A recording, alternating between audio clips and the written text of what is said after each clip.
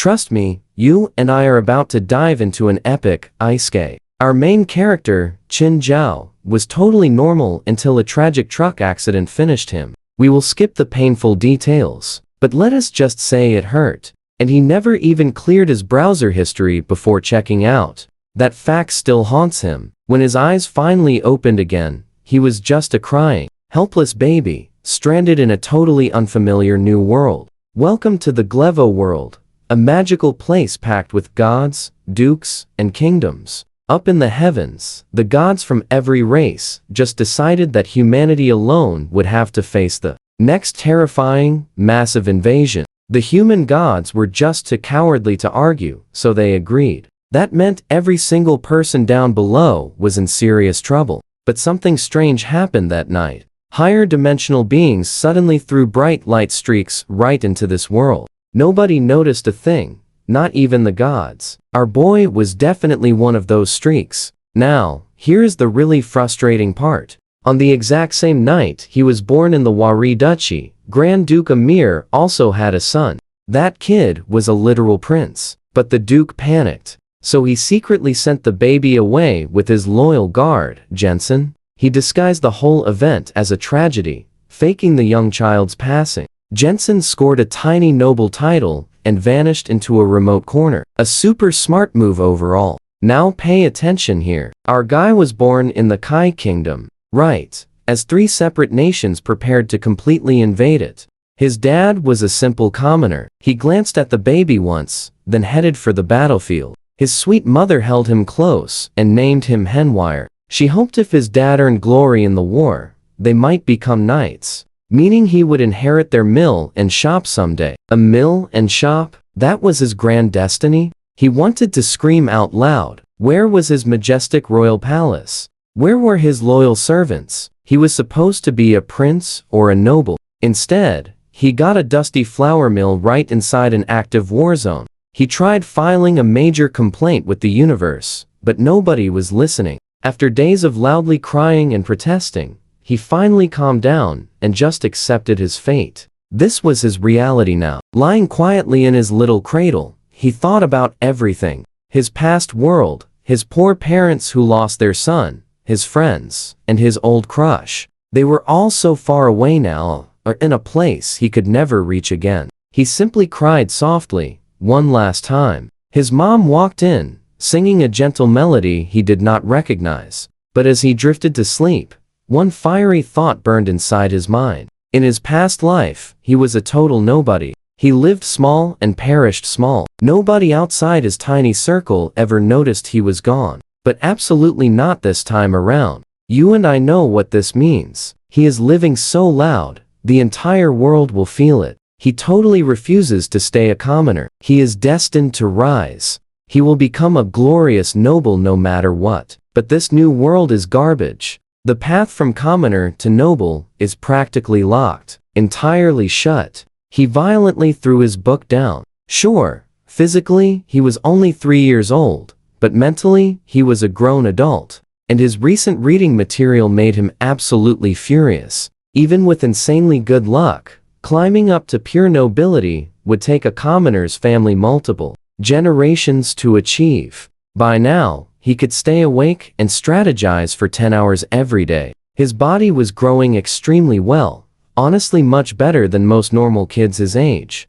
Actually, the great news was that his dad, Obion, returned from the battlefield in one piece. The epic 6 kings were ended in a draw, but listening to the adults, Henwire knew it was honestly just a massive fight over extra living space. This fragile peace would not last. His father actually fought well, saving a baron's life multiple times and earning the epic nickname, Lucky Obion. But the baron knew it was not just luck. Obion was completely different from those drafted farmers. He came from a merchant family. His grandfather built the business, and his dad ran trade caravans. Traveling those dangerous merchant roads in a feudal kingdom required serious skills. Because of that, everyone in his family trained hard for actual combat. His grandfather even hired a real knight squire just to teach Obion proper fighting techniques. Due to this background, when his dad joined the war, he did not show up empty-handed like those other commoners. He brought his very own sword, a sturdy shield, some repaired second-hand leather armor, and even a retired military horse. That setup caught the Baron's eye. Obion was placed in his personal unit instead of just being tossed to the chaotic front lines as disposable cannon fodder. Still, after a brutal year of taking out enemies and risking his life endlessly, his father's social class honestly did not change a single bit. He was not even surprised. If becoming a noble was that easy, everyone would do it. But when his father noticed Henwire was unusually smart for his age, he immediately started buying the kid books. Books are insanely expensive here. Yet Henwire learned to read and write the Kai Kingdom's official language so incredibly fast that it genuinely shocked his dad. So right after his 4th birthday, his dad spent a massive fortune and cashed in a major favor, getting him directly into a prestigious local knight's manor. There, he studied alongside the knight's own son, receiving a truly proper noble education. He didn't mind. We'd both love meat every day, right? Alright, you and I are diving right into this. Kids called me Little Rice Bucket for eating so much, but whatever. My dad paid 3 gold coins monthly. To put that in perspective, an average family of 5 in our town of Splitstream Bay spent roughly 2 gold coins yearly. 3 gold coins a month equaled a quarter of our total income. The whole town thought my dad was totally insane, but I made his investment count. Within just 1 year mastered writing, perfectly learned noble etiquette, and even started studying the continent's common language.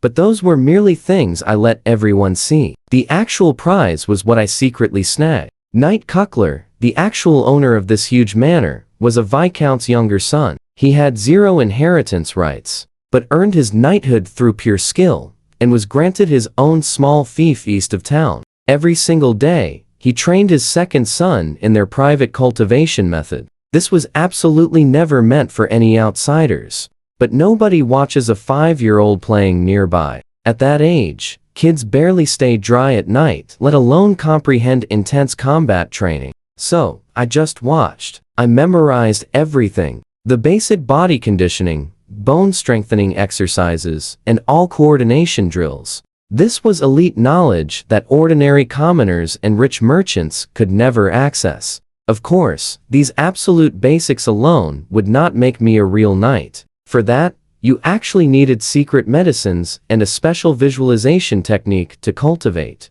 battle aura. Only then could you truly be a knight. I really was not thinking that far ahead. First, I simply needed strength. My plan was simple. Once hitting my teens, I would reform the family business, build huge capital, and use my past life knowledge to invent things this entire world had never seen. I never planned to forcefully fight my way up the social ladder. Infinite money could do the job perfectly if you had enough. But here is one brutal lesson I should have remembered. Never plan too far ahead. Fate is super nasty. Here's where you and I need to pay attention. Fate loves waiting until you feel completely confident, then aggressively wrecks everything just to prove how wildly unpredictable she is.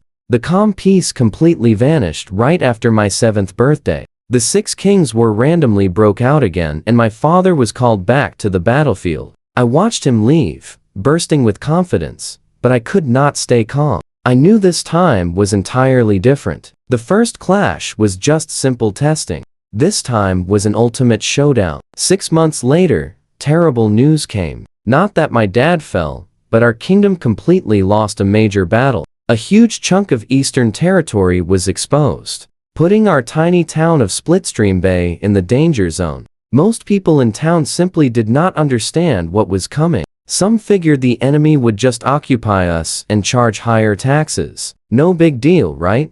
Absolutely wrong. I knew way better. After 6 months of extremely brutal close combat warfare, those soldiers had lost their humanity. Their nerves were totally shattered. When an army like that marches through, they don't just collect taxes. They burn, destroy, and totally loot everything. I quickly ran to my mother, begging her to pack up the kids and immediately flee toward the nearest big city. We had a horse cart ready. We had money. We had time. Almost 2 weeks before the enemy's advanced troops arrived. She simply didn't believe me. I was just 7. No matter how incredibly smart I seemed, I was just a child to her. Abandoning our home and business over a little boy's urgent warning felt totally crazy. She couldn't make that huge choice. So, I formed my own plan. Every single night, I secretly hauled heavy bags of grain and vital supplies into our family's hidden cellar, an old secret cargo room my grandfather built during his merchant days.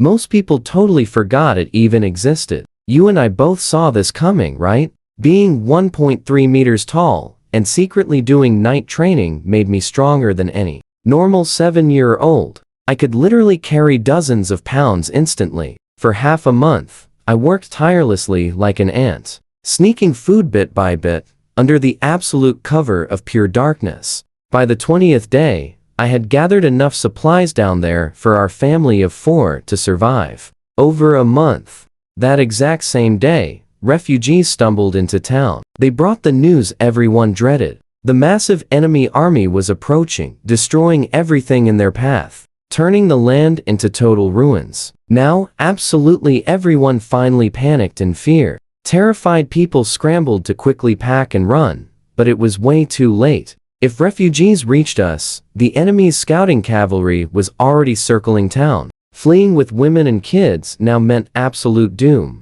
By evening, the enemy totally proved my point. They threw a pile of gruesome remains right into town. The tragic remains of brave people who desperately tried escaping that afternoon. My mother completely broke down. She held my little brother and sister, crying and praying to the gods that the enemy would show some mercy. I really had to shake her hard just to snap her out of it. I should have listened to you, she sobbed. I quickly cut her off. Mother, listen carefully. I stored enough food in the hidden cellar to easily keep us alive for a month without ever going outside. You and I both know the truth. They aren't occupying. They're here to destroy, create panic, and forcefully split our kingdom's army right now. Stick with me here, because things get wild. The enemy forces will not stay long. 2 months, tops. We just need to hide out. My mother stared at me, totally shocked. Aren't you coming with us? She asked. I shook my head. No, someone had to scout and keep a close watch. I grabbed my father's old hunting bow and securely strapped a trusty short sword right to my waist. You're literally just a kid. I flashed a confident smile. Exactly why they won't spot me. Cavalry can't navigate these back trails. They definitely won't go there. Plus, I trained under the legendary Knight Cuckler. I am practically a man. Someday, on an epic night, I gave a thumbs up. Belief didn't matter. She knew this was our only real option. So, grabbing my little brother and sister, she slung a heavy pack over her shoulder and followed me out the back. I guided them through super narrow paths, stopping constantly to listen. Once clear, I used a sharp bird call to signal them forward. Covering 1 kilometer took an entire hour, but finally, the cellar was right there. Suddenly, massive fires lit up the distant town. The invasion was starting. I quickly pushed my mother inside. She hesitated right at the dark entrance, realizing I was staying behind. Where are you going? It's too dangerous. I told her I had to completely erase our tracks. If I did not, the enemy might follow our trail right to you. Before leaving, I gave her one final strict warning. Never open the door without our secret signal. Now pay close attention. This part is heavy. If I vanish, do not search for me. I will hide and find you later. Then I grabbed a tree branch and quickly started sweeping away our messy footprints in the dirt. I felt her heavy gaze on my back. She was crying, absolutely terrified she might lose her eldest son for good this time. Honestly, I was utterly terrified too, but hid it well. Having 2 lifetimes of experience made me way braver than the rest of my family. Someone had to protect them all, and that hero was me. My feelings toward my new parents were super complicated. I still missed my old family, but could never ignore all the love given here. I am no unfeeling machine. My current upbringing and my deep values from the last world both screamed the exact same thing. I could never just hide while my family faced severe danger. So, I stayed to cover our tracks, repaying them for raising me, I guess. Meanwhile, those town fires were growing massively out of control. I had to hurry up. Soon, Their main infantry would arrive, and the true nightmare would finally begin. While carefully sweeping away footprints, I heard it. A sharp, terrifying whistle of an arrow cutting straight through the heavy air. My body moved instinctively. I dodge-rolled right in the nick of time. "Oh!" A genuinely surprised voice echoed from the deep darkness. The mystery shooter never expected a young kid to dodge an arrow. I was completely panicking on the inside. I know what you are thinking. How did I not sense them? I grabbed my bow, frantically searching. A little kid, huh? Quite alert for your age. Want to know where I am? Before I could even react, a sharp pain hit my neck. Everything went black. My final vision was a mysterious figure dressed in black, standing right behind me, staring down with absolute curiosity. My final fading thought was, damn it, I better get a good reincarnation next time. But I did not fade away. I woke up with horrible neck pain inside a dark, freezing dungeon. It was completely packed with shivering prisoners, mostly people I recognized from Splitstream Bay. Some were crying softly, others stared at absolutely nothing. Most kept their eyes shut, pretending to sleep, praying this was just a bad nightmare. Nobody cared about one kid waking up. Pure dread of what came next had completely crushed every other feeling. I spent 3 full days trapped inside that awful dungeon. Zero water, zero food. People started dropping, and the fallen just remained there, rotting beside us. When someone begged the guards to remove a fallen person, a soldier marched down, drew his blade, and brutally struck him through the heavy bars. Then he eliminated 2 more prisoners who screamed out too loudly. After that, nobody dared speak a word. I instantly realized these guards would not care if every single one of us completely perished. So, I started catching cell rats and hiding them. I had no clue how long this nightmare would last. I had to survive. Over the next 2 days, sadly, more people passed away. Nobody touched the fallen ones for food. Not because they were too noble. That dark idea simply never even crossed their minds. And I definitely was not about to suggest it. If the fallen ran out, a tiny kid like me would look incredibly appetizing to desperate adults. The very first time I ate a raw rat, I closed my eyes, imagining it was a massive feast from my past life. I managed 2 bites before throwing up. Nothing but harsh stomach acid came out. I bit my own arm hard, using pain to fight the nausea. So what do you and I learn here? Survival is brutal.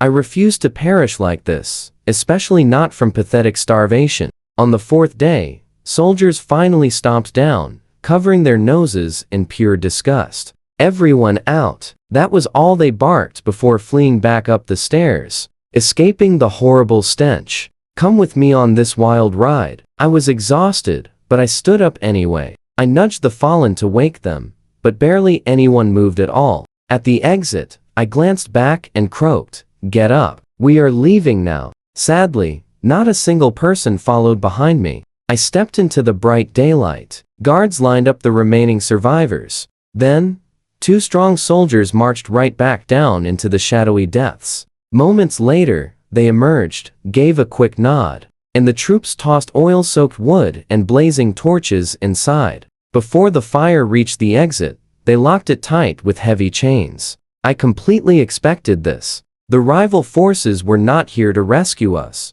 They came to wreck everything, leaving our kingdom with nothing. They abandoned anyone who couldn't walk. This was a massive clash of nations, not heroes against villains. Just their survival versus our own downfall. Conflict is the real villain. Justice and wickedness are just labels based entirely on your chosen side. I tried ignoring it, but I couldn't miss the tragic sights. Defeated fighters scattered on stakes. Countless innocents mistreated until they finally passed away. Kids cast aside on the ground. Just days ago, I knew all these faces. Kind neighbors, cheerful shopkeepers, and the bright friends I played with. Now, they were simply cold, shattered, and quiet statues. Trust me, do not blink now. No matter how calm I acted, strange anger boiled up inside. But that rage vanished as fear took over. Up ahead, guards sorted captives. The frail and sick were harshly struck and dragged aside like plain garbage.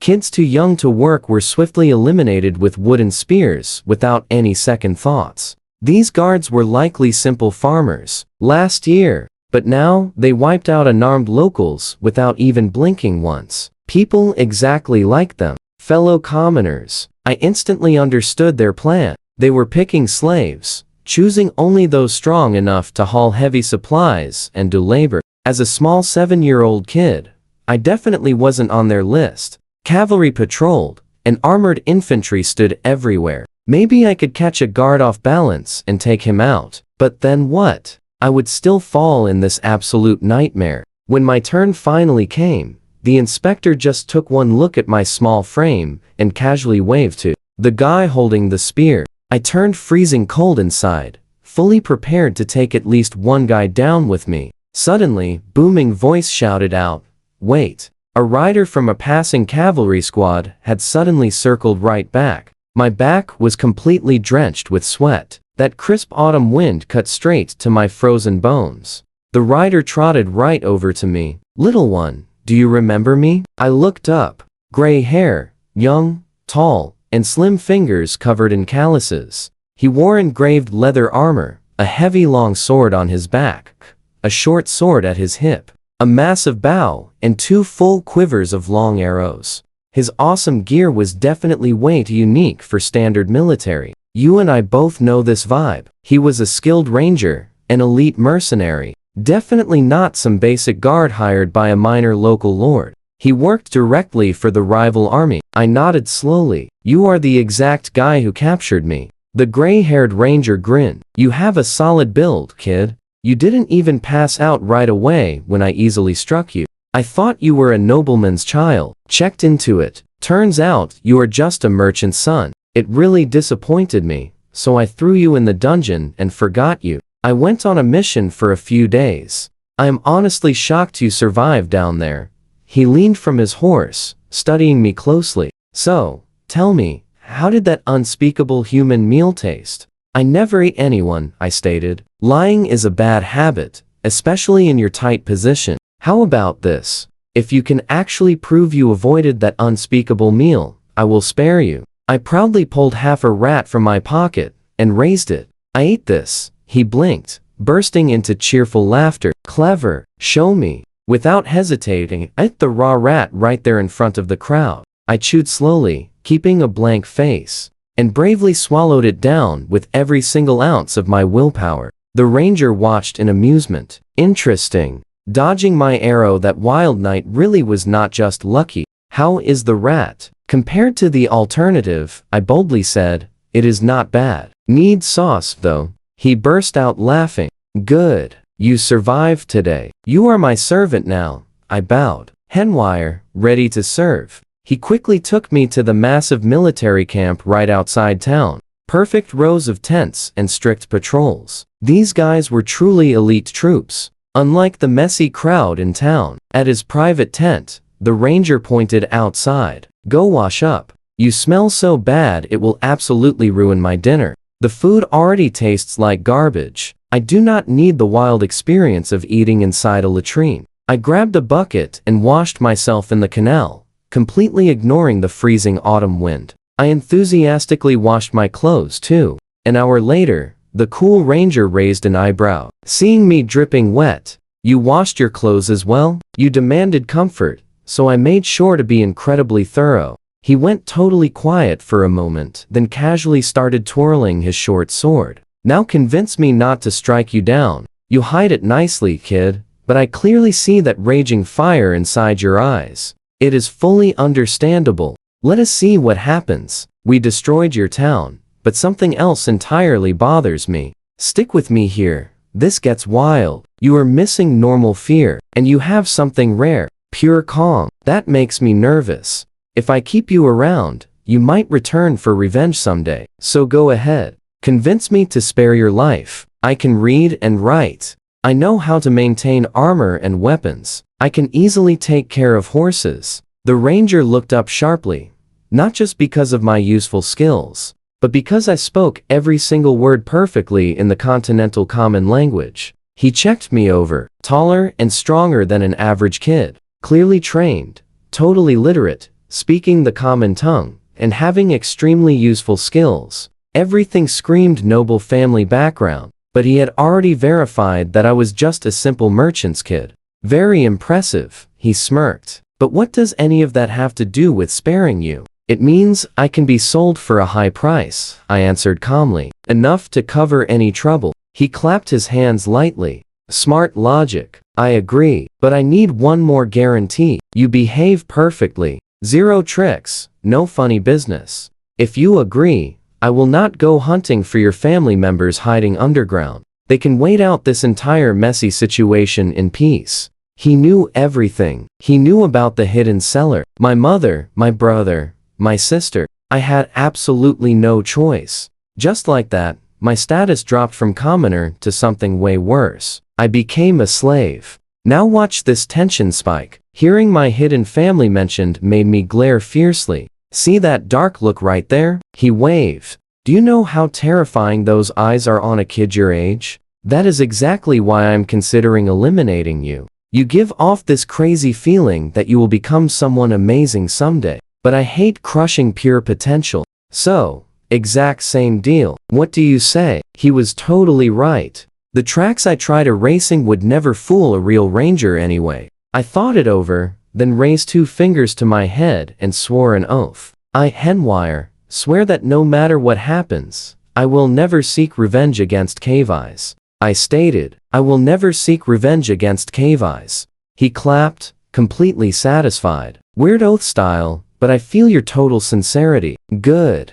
As a sweet reward for your honesty, I will clean up the remaining tracks around your family hiding spot. Nobody will ever find them. Now, tell me everything. Like you said, I need to sell you high. Over the next few days, I became his personal, dedicated servant. Whenever he left on missions, I secretly trained my body as hard as possible. When he returned, I took off his heavy armor and groomed his horse, sharpened and oiled weapons, fetched meals, carried washing water, made the bed, and cleaned his tent. After one clumsy day, I worked like a pro. Cave Eyes actually praised my work, though he knew perfectly well I lacked any formal training. I was simply a fast learner, mastering far more than chores. I started picking up the language of the warrior duchy running this army. Both countries were close neighbors. Their languages evolved directly from the continental common tongue, sounding exactly like 2 dialects of the same language.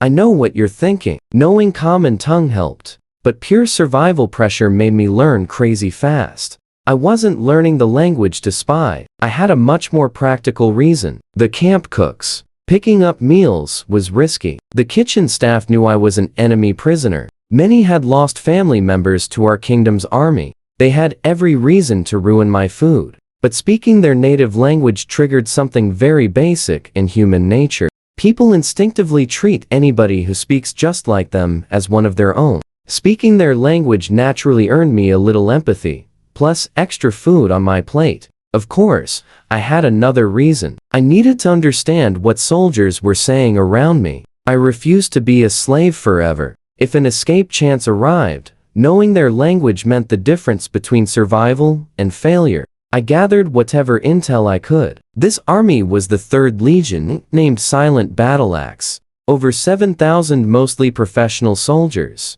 Their commander was Count Abakin, brother to Wari's Grand Duke.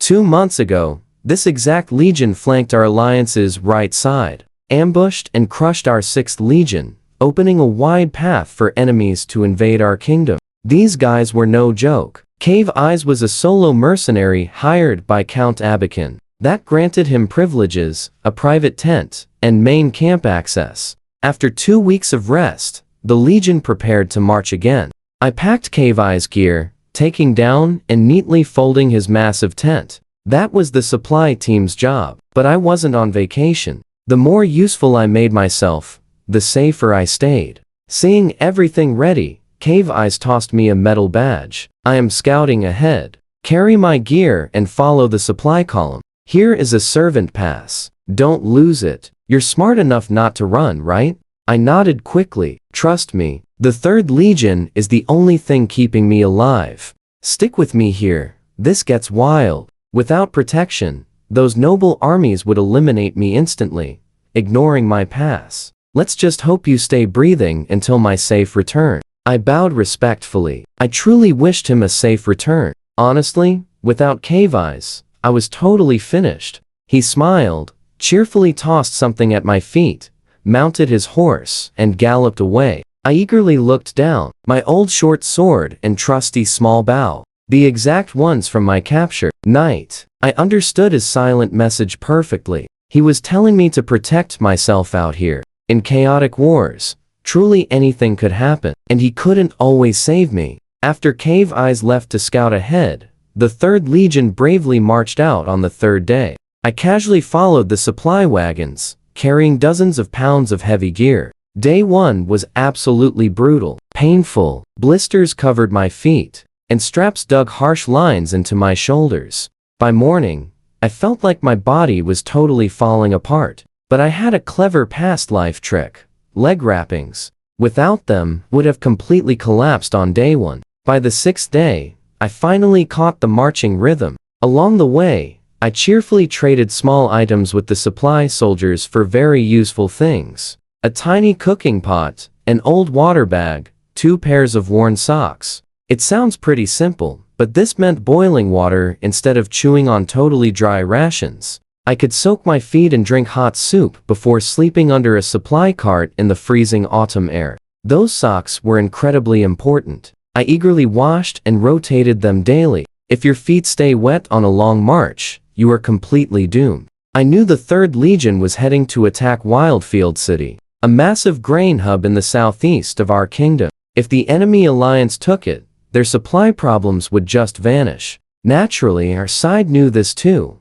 and would defend it extremely heavily. I seriously thought about what outcome would be best for me. If the 3rd Legion won big, I'd have absolutely zero escape chance. If they lost badly, I would probably fall in the retreat chaos. A stray sword from panicking soldiers or wild pursuing troops. You and I know the best scenario was a drawn-out stalemate, where morale crumbled and I could easily slip away unseen. One night I had a mysterious nightmare. I was running almost free when an arrow suddenly pierced my chest. I turned around in shock and saw Cave Eyes holding his great bow, staring at me with icy cold eyes. I woke up sweating and wiped my pale face with a damp sock. What else was I going to use? A towel. 2 days later arrived near the battlefield. The massive camp was already built. In the distance, Wildfield City dramatically sat on the plains like a giant beast crouching on the earth. I visited here once with my father when I was 5. At least 100,000 people lived inside those walls. It was one of our kingdom's biggest cities, boasting over 200 years of history and well-maintained fortifications that had been strongly reinforced during the past 6 months of war. The massive attacking force was bigger than expected. It wasn't just the 3rd Legion. The duchy's 5th Legion was here too, along with 2 legions from the Kingdom of Bilier and a powerful allied cavalry legion. More troops were reportedly on the way, over 40,000 soldiers total. Even so, I didn't think they could pull it off. The city had thousands of strong defenders behind thick walls. With proper defense, they could hold out for a year. The alliance's supplies, even after looting everything along the way, wouldn't last 3 months. Their supply line stretched 300 or 400 kilometers. Dangerous and expensive. Watch closely with me here. Sitting near Cave Eye's tent, I watched the Bilier legions launch their first assault, and honestly, it made me cringe. No siege ladders, no towers, no catapults. Just unorganized lines of archers shooting at walls while infantry weakly pushed a hastily built battering ram toward the front gate. And the clumsy defenders weren't much better. No rolling stones, no boiling oil, no crossbow platforms, zero organized volley fire. The archers on the walls held the high ground advantage, but barely even used it. They hadn't calculated proper arc distances, and instead of concentrating fire into heavy strike zones, everyone was just shooting freely. As a casual military history fan in my amazing past life, I was honestly embarrassed for both sides. If someone had put me in charge of the defense, at least half the attackers would be fallen before even reaching the walls. It took me a very long time to understand why warfare here was so primitive. First, My previous world had thousands of years of non-stop epic conflict that refined warfare far beyond anything seen here. Second, nobles led these battles, and most of them definitely were not passionate military scholars. Third, and this was the key, if battles became too dangerous, the noble officers on both sides would simply refuse to fight. Nobody wanted to lose their entire ruling class.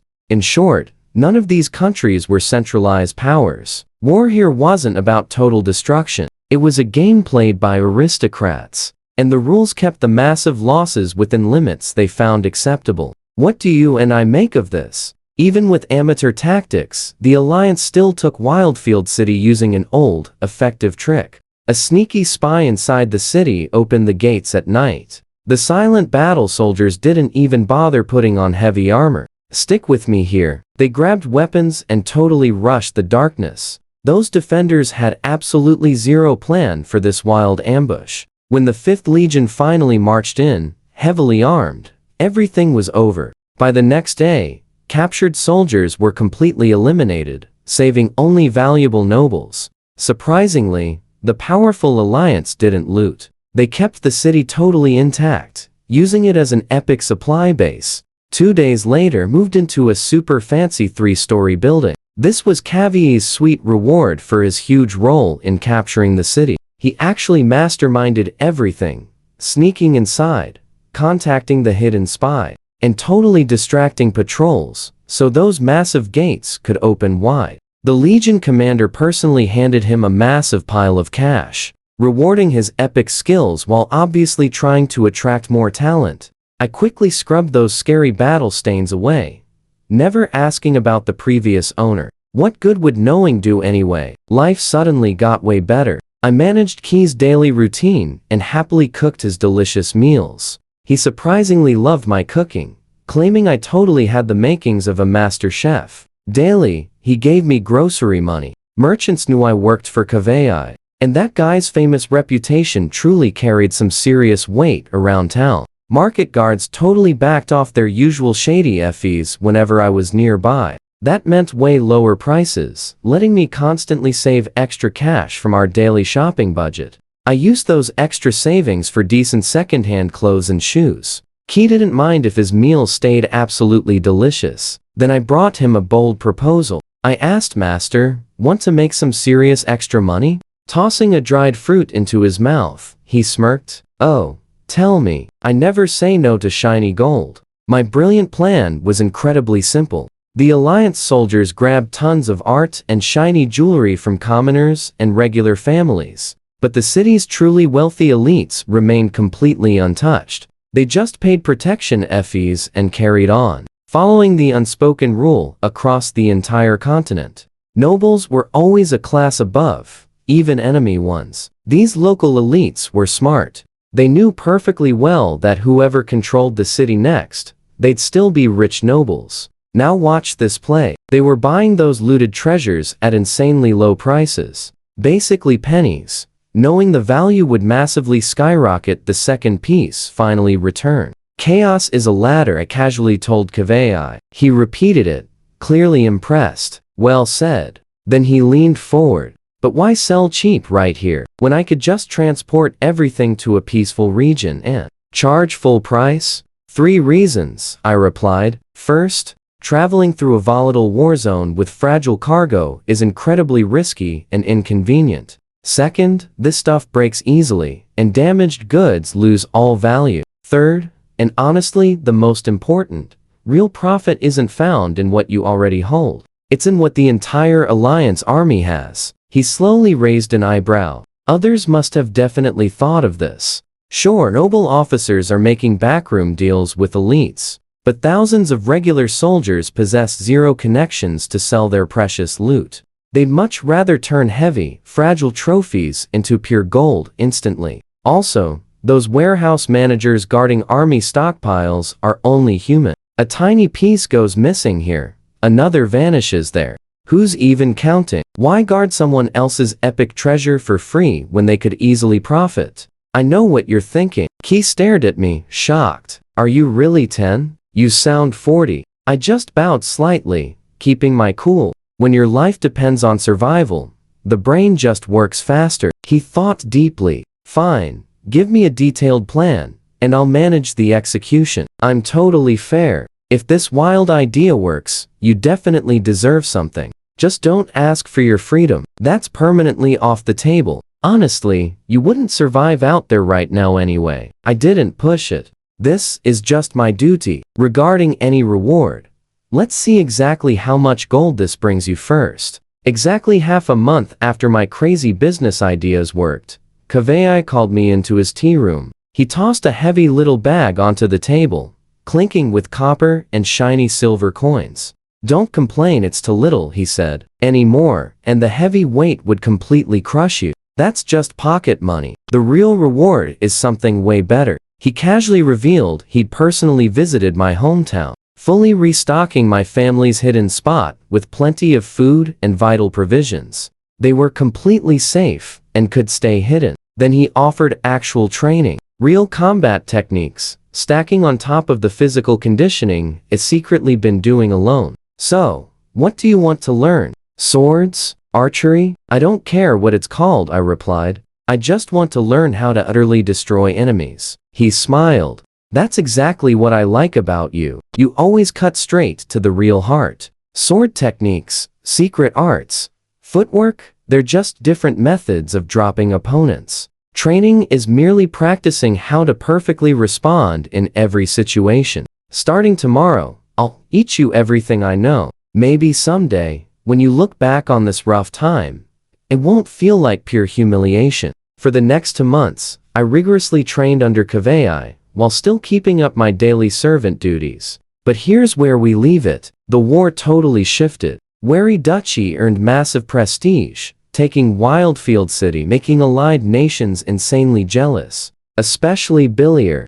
Stung by pure embarrassment, Billier aggressively pushed a massive offensive. 6 massive regular legions and noble forces. Over 100,000 troops marched from Wildfield City toward Kuka City, the Eastern Kai Kingdom's biggest fortress. Taking it would split our kingdom in 3, completely ending the war. Trust me, nobody in the alliance saw this epic failure coming. After they left, Kiss noticed my heavy mood. Worried your homeland will lose? He asked. I just shook my head. Actually, I'm worried the alliance will lose. Their spy trick from Wildfield City absolutely will not work at Kuka. That fortress holds tens of thousands of strong defenders. If tricks fail, what next? They will surround it. The alliance has numbers. But what about their supplies? Kuka City is 600 li away. How can they protect a supply line that massive? Pull troops from Wildfield? Then what happens when our army fiercely counterattacks here? Kiss instantly understood. If their rear gets cut off, 100,000 soldiers become trapped like sitting ducks. Well, he smirked. Would that not be great for you? If your kingdom takes this territory back, you are completely free. I sighed deeply. I doubt I will last. After a huge defeat, angry allied soldiers will definitely punish prisoners like me. I would be the first one taken out. He instantly read between the lines. Fine, what do you want? A new identity? One that keeps me totally safe from those furious, retreating soldiers. Kavis did not answer immediately, but a few days later, he kept me indoors and dyed my hair brown with some kind of special solution. Then he invited a high-ranking military officer over for drinks and introduced me. Now watch this clever pivot. He introduced me as an orphaned knight son from Billier whose father was lost in combat. According to this fake story, I had 0 inheritance rights and was entrusted to Kavis. I was just a young squire tagging along to gain some real experience. I played my role absolutely flawlessly. I wore crisp squire clothing and greeted the officer with the proper Billier noble bow. I even spoke the Billier language with the perfect accent. My Wari Duchy language sounded deliberately clumsy like a true beginner. As for the Kai Kingdom language, I never spoke a single word of it again from that day onward. The officer was named Fabio, a proud knight from the 3rd Legion, currently commanding 200 soldiers. He was the son of a major Wari Duchy noble, though he definitely lacked actual knight-level combat skills. Over the following weeks, Kavis kept inviting various officers over, casually introducing me every single time. Fabio came the most often. He liked me and never questioned my backstory once. A whole month passed smoothly. Then, the absolute worst news finally arrived. You and I both know things were going too well. Those 100,000 allied soldiers got completely cut off from behind. Fabio and the other officers sat in the tea room, loudly cursing the Billier Kingdom commanders at the top of their angry lungs. Those absolute fools were trapped for 10 days before they even begged for help. The enemies already dug in and claimed every tactical position. How are we supposed to rescue them now? And they are actually blaming us. The lead officers for the supply line were their own people. The receipts even carried the official alliance seal. Fabio noticed me pouring tea and quickly apologized. Sorry, Henwire. We are just complaining about the clueless commanders, not your people. I just smiled politely, keeping completely quiet. I already knew the epic truth. Kavis actually told me the day prior. A brilliant force from our kingdom slipped between Kuka and Wildfield City, swiftly seizing a small trading town known as Fire Eye. The Alliance never saw it coming. Our soldiers arrived wearing zero armor, just normal clothes, moving incredibly fast. The Alliance scouts incorrectly assumed they were just simple drafted farmers meant to harass supplies. Unarmored troops were never considered a real threat here. But here is what nobody on the Alliance side realized. Fire Eye was not just any regular town. It was a massive merchant transit hub. When trade caravans passed through, they safely stored goods in secret underground warehouses beneath the buildings. Dozens of them, maybe even more. Each massive warehouse held enough elite weapons and armor to easily equip thousands of strong soldiers. Those humble farmers who bravely marched in empty-handed? Once inside Fire Eye, they fully armed themselves using the hidden stockpiles. Suddenly, the Alliance faced a heavily equipped enemy army blocking their only supply route. It was an absolutely brilliant trap. The Alliance totally ignored Fire Eye simply because there was nobody left to take anything from. The clever merchants all fled when war began. Plus, the Alliance seriously lacked the manpower to secure every single empty town. So, when our kingdom troops confidently moved in, they captured it without a fight. Then things got even wilder. Our side captured official alliance seals and cleverly used noble prisoners to expertly impersonate supply officers. They intercepted numerous shipments from Wildfield City. So, those 100,000 allied soldiers at Kuka City went 20 whole days unsupplied. Before anyone noticed, you and I saw this coming. The thousands of soldiers sent to investigate walked straight into a total trap. Our forces held the high ground, outnumbered them, and absolutely crushed them. Stick with me here. The Alliance was totally stuck. Bypassing Fire Eye was impossible. The detour was way too long and rough. Pushing forward to Kuka City without supplies was impossible. Meanwhile, Kuka's defenders looked ready to charge out. To avoid getting completely sandwiched and wiped out, the Alliance had no choice but to pull back and gather their strength.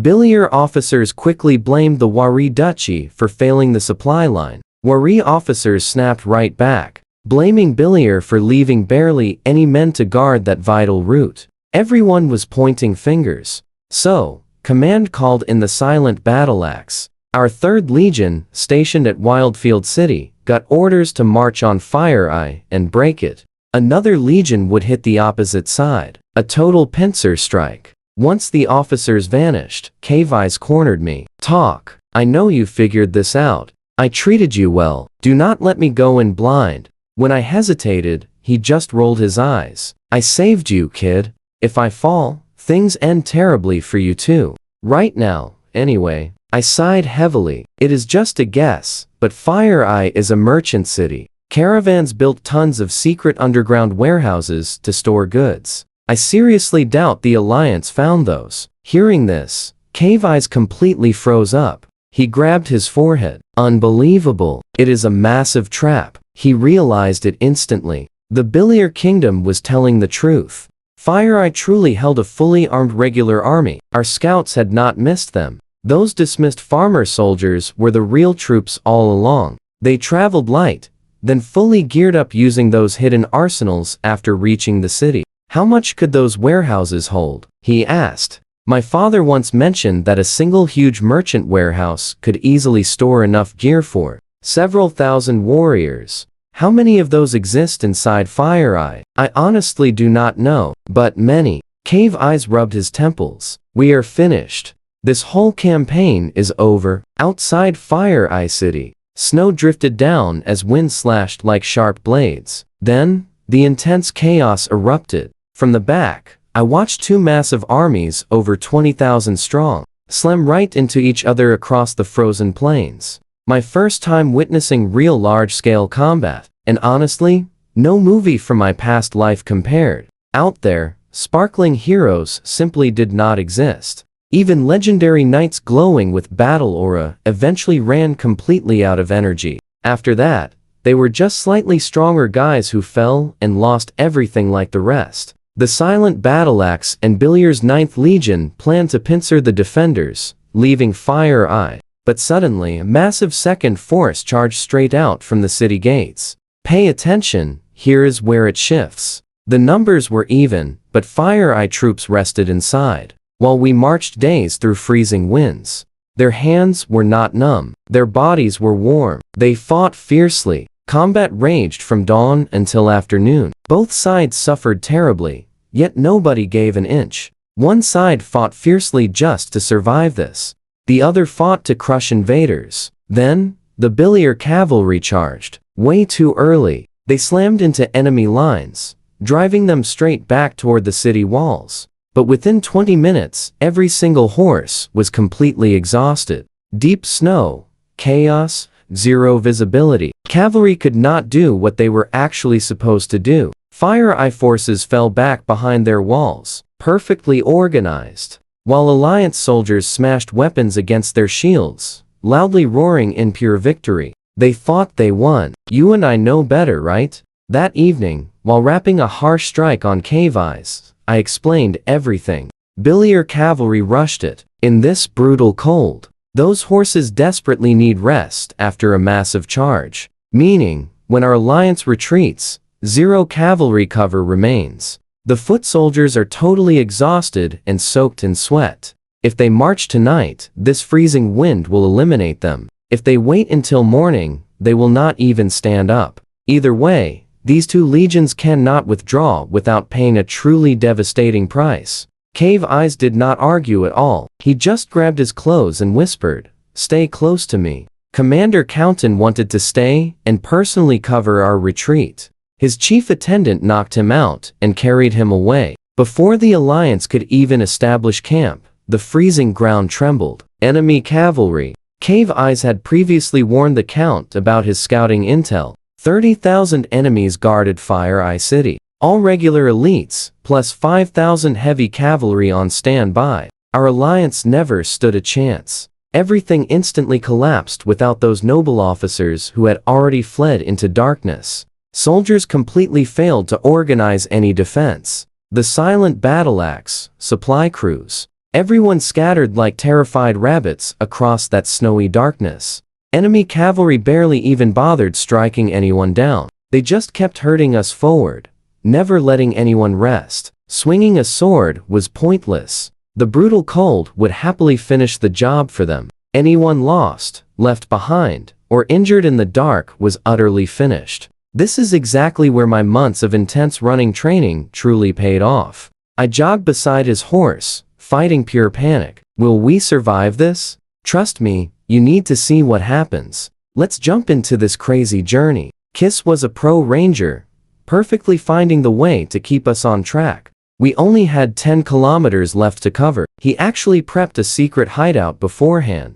Just rest up there, then dash out at dawn. Their cavalry wouldn't chase forever, but those rival riders were watching anyone on horseback incredibly closely. They assumed we were VIP targets. Suddenly, a squad of 30 riders spotted our whole group. Cave Eyes wasn't riding solo. Several allied officers were right beside him. Those rivals saw our mounted crew and sensed a massive prize. Arrows rained down. 2 officers fell instantly, one taking a direct hit right away. The other horse got struck, tossing its rider into the snow. Both were completely done for, and nobody even paused. The rest of the squad scattered, hoping to distract the rivals. But honestly, Key's glowing white hair made him a super obvious target. 7 or 8 riders broke off to chase him down, but Key was absolutely incredible. He literally spun around backwards on his saddle and snatched up his massive bow. He already had 3 arrows prepped against the wooden shaft. He launched one, then seamlessly flicked the next right onto the string. 4 epic shots in rapid succession. 4 riders dropped. Now watch closely, things get crazy. They fired back, grazing his shoulder, but he didn't even flinch. His poor horse wasn't so lucky. 2 strikes landed, making the noble animal rear up frantically. Cave Eyes kicked out of his stirrups, crouched low, sniped another guy, then vaulted up to grab a tree branch right above him. Hanging totally upside down, he fired once again. Another guy dropped, only 2 remained. He dropped down, dodged a shot behind a tree, then stepped out and perfectly blasted a shot straight through the next rider. The final rival charged in with sword drawn, aiming right for Key. Cave Eyes dashed forward, leaping high enough to match the rider. He twisted completely flat mid-air to dodge the strike, sliding his own sword right through a tiny gap in the enemy's heavy armor. He landed smoothly, flicking the mess off his blade. Then he glanced at me, hiding behind a rock. Pretty awesome moves, huh? Want me to teach you? I totally wasn't feeling jokey. I just grabbed his wounded horse, yanked the arrows out, and quickly applied some medicine. We seriously need to move. Their friends will find these guys and chase us. Key just shrugged. Thought you'd be sad I survived. But in this wild chaos, absolutely nobody on either side would take me in, I grumbled.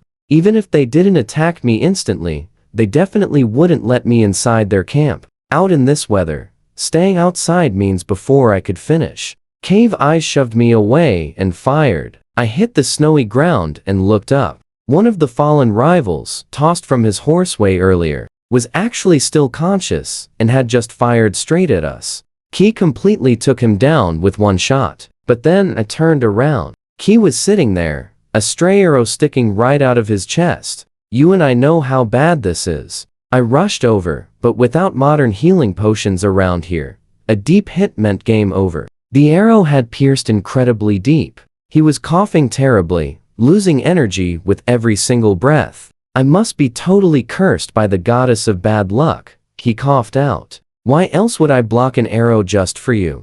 You can't leave me, cried, my voice cracking. If you're gone, my life gets incredibly hard. Do you have any healing potions? Anything? He smiled faintly. Potions? A simple mercenary definitely can't afford those. My journey ends here, kid. Remember exactly where my hidden stash is. Go now. You're small and stealthy. The rest of this crazy road is completely yours to walk. He gently handed over his epic bow and longsword. You are destined to become someone truly extraordinary. Keep these as my memento. Proof I was here. I took the weapons. After a pause, I gently asked, do you have any unfinished business? If I make it through this mess, I'll totally handle it for you. His eyes looked far away. Unfinished business? Plenty. But none of it matters to you now. Just don't hate me, okay? I nodded. A fallen hero's debts are fully cleared. You pulled me into this chaos, dragged me from safety, but tonight you took that hit for me. We are officially even now. He laughed weakly. Debts are fully cleared? What a totally practical thing to say. You really are something incredibly special. Are you truly just a kid? I hope his voice completely faded away. He finally found his rest, looking up at the sky while soft snowflakes gently landed on his face. I just sat there silently for a moment. Then I wiped the cold snow away and gently closed his eyes. I found a warm cavalry cloak nearby and carefully laid it over him. We were totally on opposite sides, I whispered softly. You hurt me, yet you saved me. You really taught me so much, making you my teacher. I can't lay you to rest properly today. If I get the chance, I will come back for you. Otherwise, I'll remember this exact spot and pay my respect someday. Then I yelled, darn you, Cave Eyes. If it weren't for you, I'd never have faced this chaos.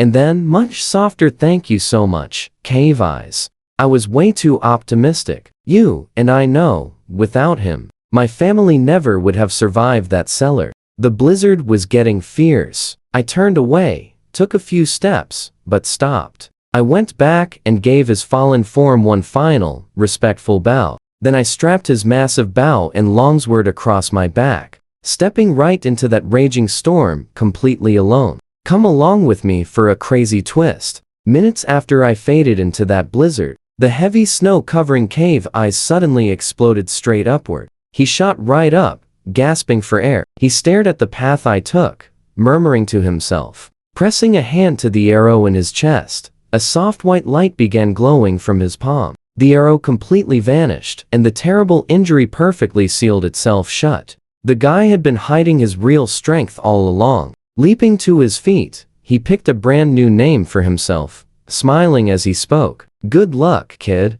Go build your epic legend. He then marched the opposite way, vanishing completely into the fierce storm. I had zero clue. Cave Eyes survived. Between the frantic battles, the freezing snow, and the total darkness that night, I totally missed every single obvious sign. A legendary scout like him would never just forget to actually eliminate a defeated foe. That final rider's arrow should have aimed for Cave Eyes, not me. But I was just too drained and terrified to think clearly. I stumbled alone through the blizzard, navigating by the roaring wind. Crossing a small hill, I kept strictly to the side trails, dodging the main roads. The snow grew super heavy, making my travel brutal, but thankfully it also slowed down those chasing enemy riders. Roughly 1 kilometer from Key's secret hideout, I saw a person collapse near the path. He was breathing, but actively tearing his clothes off. I immediately knew this symptom from my past life. It was paradoxical undressing. His body's temperature regulation completely failed. His brain was just hallucinating extreme warmth. Now, pay close attention here. Without help, he'd freeze in minutes. I almost ignored him until I recognized that face. It was Fabio. I froze. My guardian was gone. In this awful weather, without any shelter, I'd definitely perish too. But Fabio actually knew me. He completely trusted me. If I rescued him, he could be my new ultimate shield. I quickly jammed my little dagger right into his shoulder's nerve cluster. That sharp pain jolted him awake. Sir Fabio, put your gear back on. We must move now. Safety is only 200 meters away. Honestly, it was closer to 1,000 meters. But telling him the real distance meant he'd just give up completely. So I kept on lying. How much farther? We're halfway there. This feels longer than 200 meters. Trust me, Cave Eyes made a safe shelter. He's a scout ranger. Hideouts are his specialty. See that big rock ahead? It's right there. We are at the rock right now. Where's the shelter? Right behind it. Under that big tree 300 meters from the cave. Then Fabio collapsed. Absolutely zero amount of cheerful encouragement could force him back up. You and I gotta respect this kid. I laid him on his cloak, looped the sheathed sword through the fabric, and dragged a fully armored grown man 300 meters through deep snow. And I wasn't even 8 years old. Even with all my training from Cave Eyes, my young body hadn't finished growing. The absolute only thing saving us was that final stretch, sloping downhill, letting us easily slide part of the way down. Once I finally cleared that cave entrance, my clothes were completely drenched in sweat. But resting wasn't an option. I dashed inside, sparked the prepared fire, and rushed back out. I stripped Fabio down, rubbing snow all over his body until his skin turned pink. A clever technique to quickly restore his circulation. Then I hauled him inside, bundled him tightly in warm blankets, and finally focused on myself. Changing into dry gear that Cave Eyes previously stored there, I chugged down some hot soup and instantly felt human again. Right after eating, sneaked outside one last time to double check that our fire's glow stayed completely hidden behind the entrance cover. Cave Eyes set this place up wonderfully. 2 hidden vents for smoke and air. We wouldn't lose our breath. Sitting near the fire, watching bright sparks rise, I started thinking deeply. Should I eliminate Fabio, take his knight's crest, and use it to simply surrender to our kingdom's army? No, too risky. The Allied forces have probably captured plenty of opposing officers by now. If any captured soldier spotted me at Key's place, my clever fake identity as a billiard night son would be instantly exposed. I absolutely couldn't risk being seen by both warring sides at once. But if I totally ignored this golden chance to return to our allies, when would my next big opportunity ever arrive? I couldn't just stay with the enemy forces forever. Plus, an even bigger worry haunted me. Could our kingdom actually win this massive war? If they lost, and I'd already switched sides, I'd be doomed. There really was no perfect answer. I felt like one of those floating fire sparks, drifting wherever the wind pushed me. Absolutely, destined to fade out in total silence.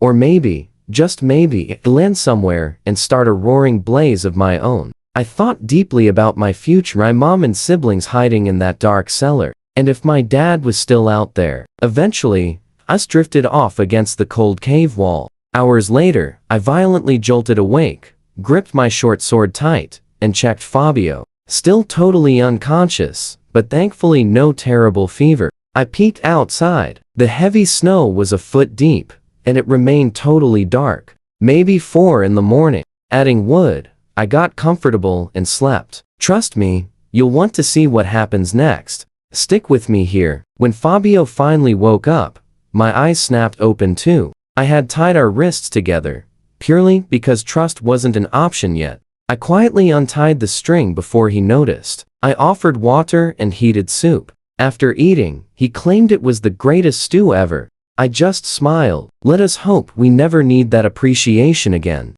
Standing in dry clothes, he offered a formal noble bow. Squire, you absolutely saved my life today, and I swear upon my honorable family name. If I survive this, I will repay you. I bowed carefully. Sir Fabio, we are just comrades, and I am way too young for actual battlefronts. I stated that super clearly to stop any crazy ideas about throwing me onto the front lines, but added, it is my true honor sharing this hardship together. He patted my shoulder, asking exactly where we were. I quickly sketched a rough dirt map. We sat 10 kilometers southwest of Fire Eye City, totally off-road. Thankfully, that heavy snow completely erased our tracks. Fabio suggested resting before hitting Supply Station 14 for horses. I just shook my head. We must leave this morning. Enemies are definitely going to smash nearby supply stations to entirely sever the vital route connecting Wildfield and Kuka City.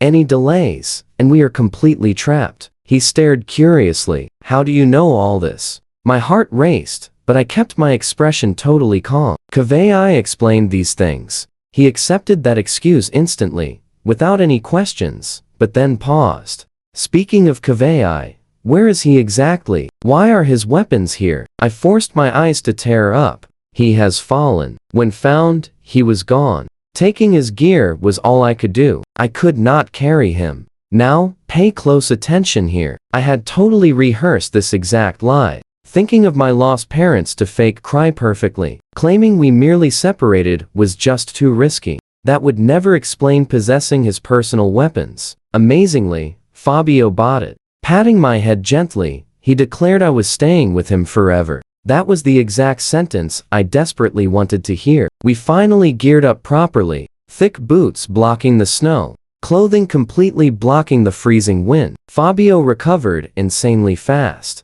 Despite lacking real knightly power, his physical body totally outclassed any normal human. I felt super jealous. However, I definitely had unique past life experience walking through deep snow. So, we naturally kept pace with each other. Marching endlessly through thick snow, we reached Station 14. Plenty of scattered, exhausted soldiers had already arrived in terrible condition. We grabbed a quick rest, snagged 2 mules, and rode straight into the dark night. I warned Fabio that standard war horses were way too fragile. We desperately needed pure endurance, not speed.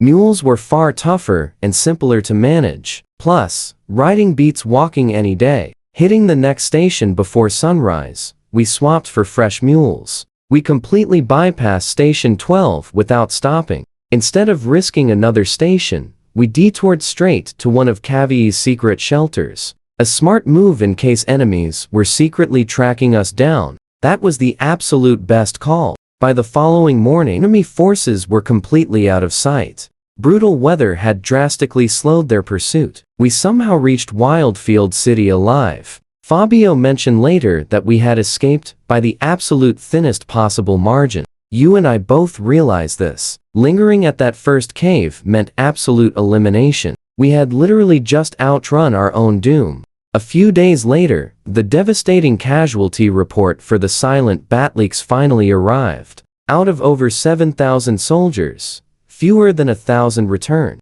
Less than 20% of those officers and nobles survived. The Legion was utterly destroyed, yet the official report hid it, listing only around 1,000 brave men fallen. Everyone else was marked missing. Why? To save face and money. Survivor payouts for fallen troops were just way too expensive. Missing soldiers cost absolutely nothing. I understood this dark game perfectly, but it was not my problem. My priorities were incredibly simple. Eat well, grow much stronger, and carefully plan my next move. Excellent. Your foundation is quite solid. Fabio told me one morning. That basic night body training method you practice is the normal standard most noble families use. A strict prerequisite for actual techniques, though you grab some bad errors. Follow my exact movements, and we will fix those habits. He patiently demonstrated a wildly complex set of motions, looking almost exactly like gymnastics.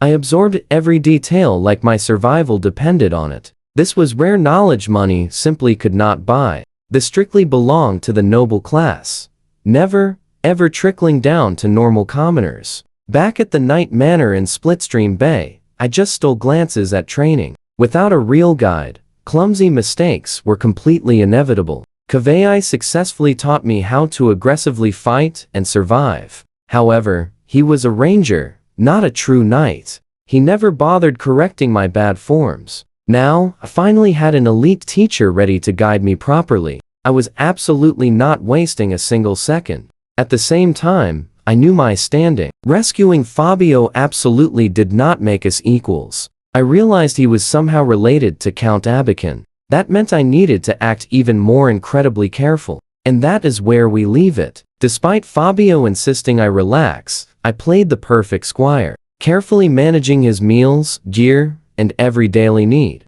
Through Fabio's noble officer connections, I learned the truth. The Alliance's 100,000-strong advance force was completely defeated. Stick with me. The only reason enemies hadn't attacked Wildfield City was the heavy winter snow, blocking roads. Everyone knew that by spring, a massive showdown for the city would begin. So, I've used winter to prepare. Every morning sprinted with weights on my back. Fabio claimed long-distance running was useless for becoming a knight. I didn't care. I wasn't training for knighthood. I was training to outrun a terrible fate. When chaos finally erupted, whether escaping or sneaking away, running speed could absolutely save my life. During quiet moments, I constantly worried about my family. Kiss had promised to move my mother, brother, and sister from the cellar somewhere safer. After I revealed Fire Eye City's hidden secret warehouses, he said he would share their new location after the battle.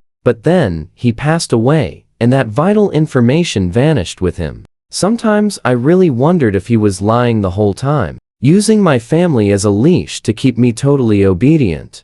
For a mercenary, he seemed strangely invested in me. It just didn't quite add up. Whenever these dark thoughts overwhelmed my mind, I grabbed Key's long sword, swinging it around the courtyard until I was too exhausted to think. This sword was a hand and a half blade, 1.2 meters long, taller than me, forged from thunder steel, a rare metal, making a deep rumbling sound instead of a bright ring. When struck, I named it Daybreak, reminding me this nightmare would end someday, and I would finally see the light. Daybreak was simply still too big for me to wield properly. Most of the time, I preferred using the short sword my father gave me, a blade just over a foot long, absolutely perfect for my size. Swinging that massive sword was really just an exercise to burn off deep frustration. Winter passed quietly. Both armies rested, but I never stopped, absorbing everything like a sponge. languages, combat techniques, noble etiquette, and survival skills. Watch closely here. When spring finally arrived, nobody celebrated. I knew what was coming. The beautiful spring flowers would be fed by sweat and fertilized by the fallen. Maybe I'd live long enough to see them. Maybe I'd just be gone forever. Since his silent battle axe unit was ruined, Fabio was rapidly reassigned. He now led a private unit of 300 conscripted serf soldiers. His strong connection to Count Abikin at least scored him a personal guard, roughly 10 cavalrymen and 40 surviving battle axe veterans. That kept him from looking totally pathetic among all the other noble commanders. When I saw those serf soldiers for the first time, I immediately stopped complaining about the regular army's quality. Compared to these folks, the troops I had previously mocked were genuinely elite. The army in front of me included boys as young as 12 and old gray-haired men, and this was supposed to be a fighting force. Yes, I was barely 10 myself, but I felt totally confident I could defeat any of those young serf soldiers in single combat. At range, I wouldn't even fear the adult ones. Used to professional soldiers, Fabio looked at his brand new command with barely concealed disgust. He drilled them relentlessly, but the results were pitiful. Turning these peasants into actual soldiers? Even Fabio did not believe that was possible. Watching Fabio try teaching these serf soldiers proper combat formations and fighting techniques was honestly painful.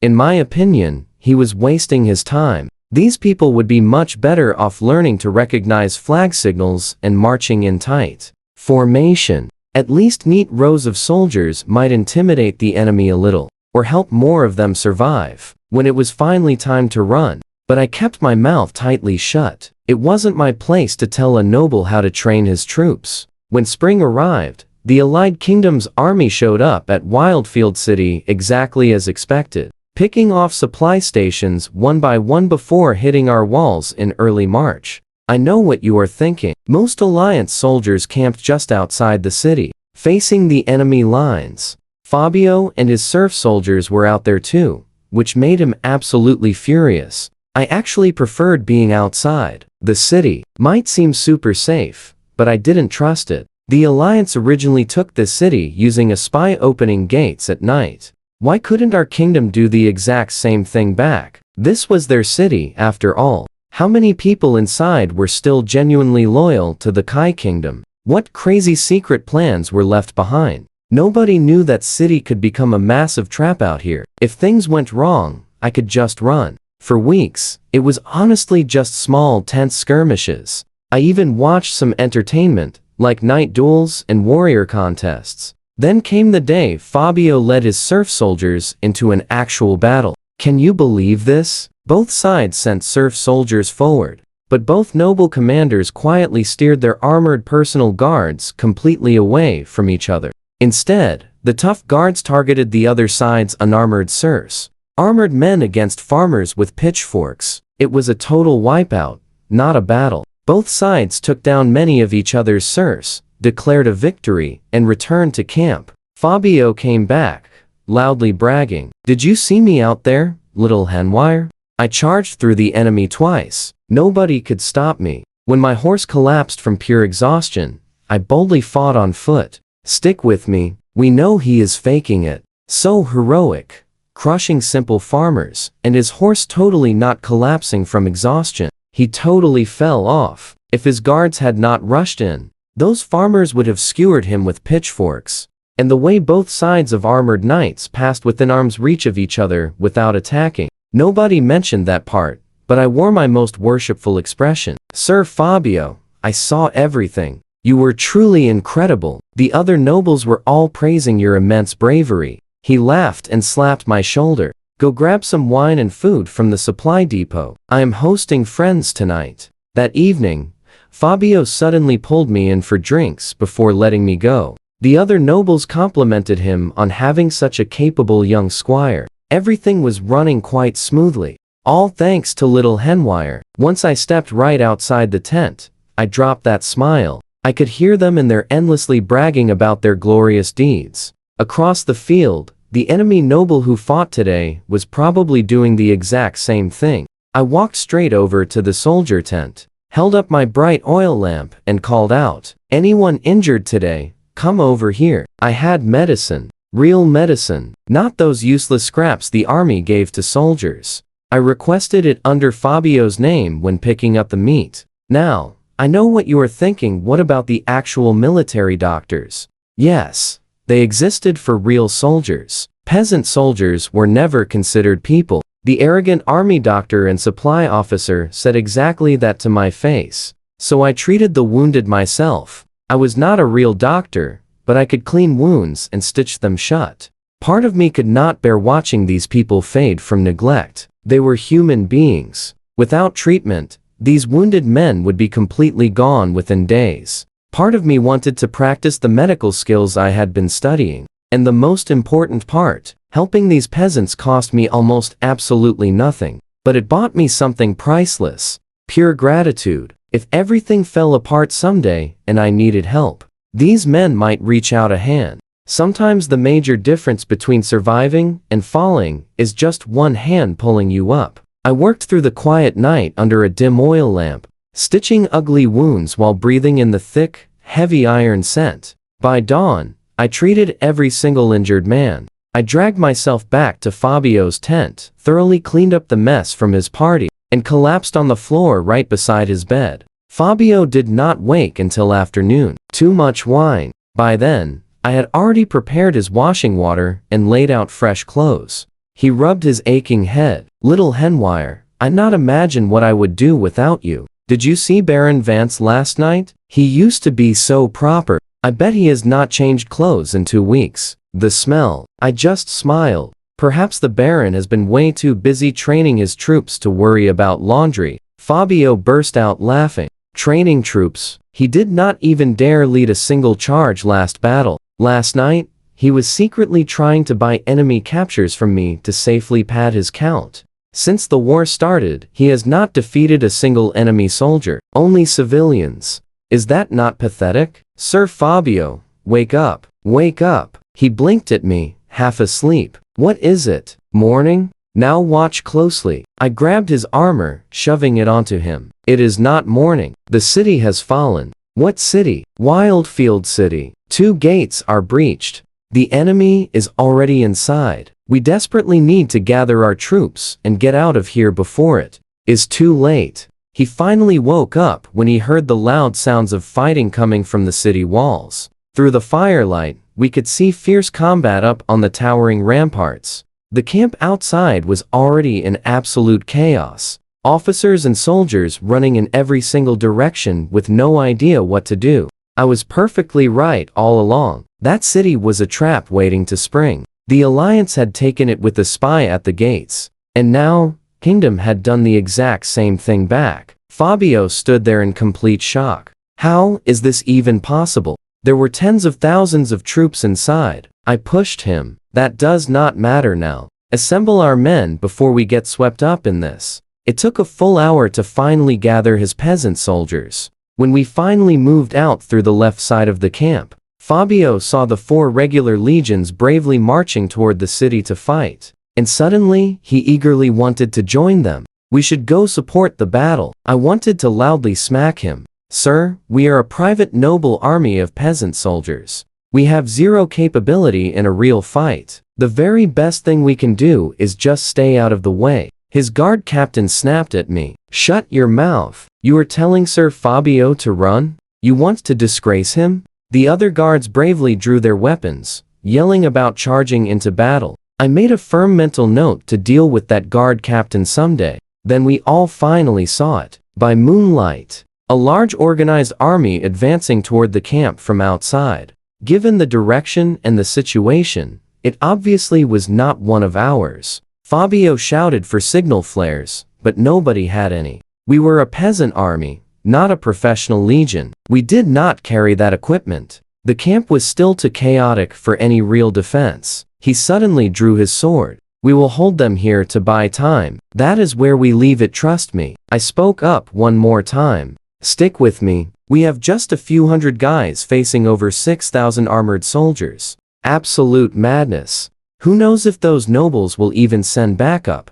We need to fall back. Survive now, battle later. The guard captain furiously yelled at me for suggesting a retreat. But before Fabio could even react, enemy forces finally hit the camp's edge. Enemy troops lit their torches, soaked their arrows in oil, and launched 5 fiery volleys. Just a tiny section caught fire, but that was all it took. Pure chaos erupted instantly. Veterans call this terrifying phenomenon a total camp shock. Complete meltdown. Guys stampeded everywhere. Soldiers wildly swung their weapons, striking down absolutely anyone who got close, allies included. When attackers are hidden, everyone suddenly looks like a threat. Fabio finally snapped out of it and realized we had to move. Follow my flag. Head toward the southeast, I whispered quickly.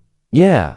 We are advancing southeast. Advancing? Exactly. After escaping the camp, everyone instinctively started sprinting. I knew running blindly was super risky, so I stopped. Fabio. He rode back. Sir, we are moving way too fast, I whispered. If we sprint out front like this, it looks like desertion. We have to slow down and wait for the guys behind us. Gathering more troops means better numbers and solid protection against sudden ambushes. Plus, we will be leading a highly tactical regroup, not just cowardly running away. Your rank is simply not high enough to take the blame here. Watch closely. This is brilliant. Let someone important lead the escape. From now on, we are holding position to welcome our friendly forces. He paused, but when it clicked, his entire face absolutely lit up. Slapping my shoulder, he laughed. You are a genius.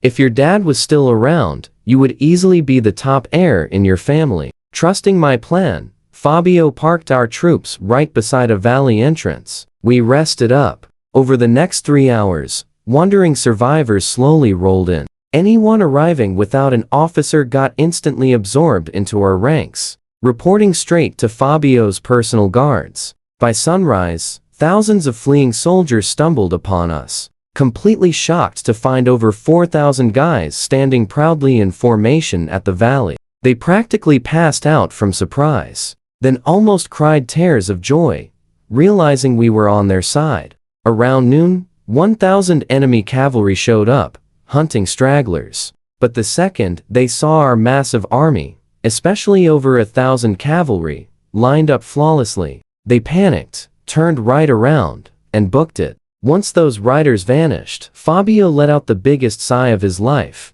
Honestly, he had every single reason to be terrified.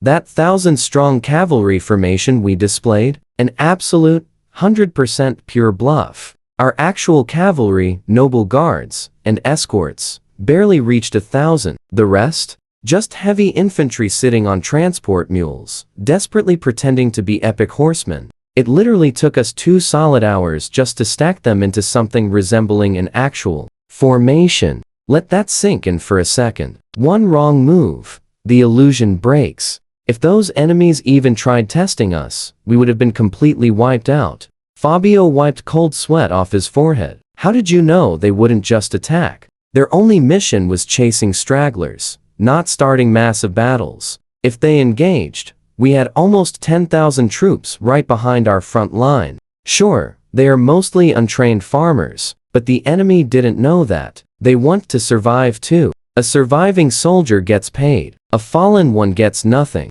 Fabio stared at me with absolute, total trust, completely forgetting I was just a kid. So, what's our next move? I pointed straight back toward Wildfield City. We go back. What? Return there? He practically screamed, then quickly lowered his voice. Isn't that totally crazy? I broke it down step by step. The enemy could never destroy over 100,000 professional alliance soldiers. At most, they take the city. Our main forces will retreat to the outer camps, where all our supplies are stashed. If we keep running without any food or proper gear, we literally starve. We absolutely had to return. Then what was last night about? Fabio asked, totally lost. Last night, staying meant getting crushed in that brutal stampede. But now, it is daylight. We have numbers, and the enemy is focused on the city, not us. We are safe. And here is the best part. Going back now is a massive achievement for you.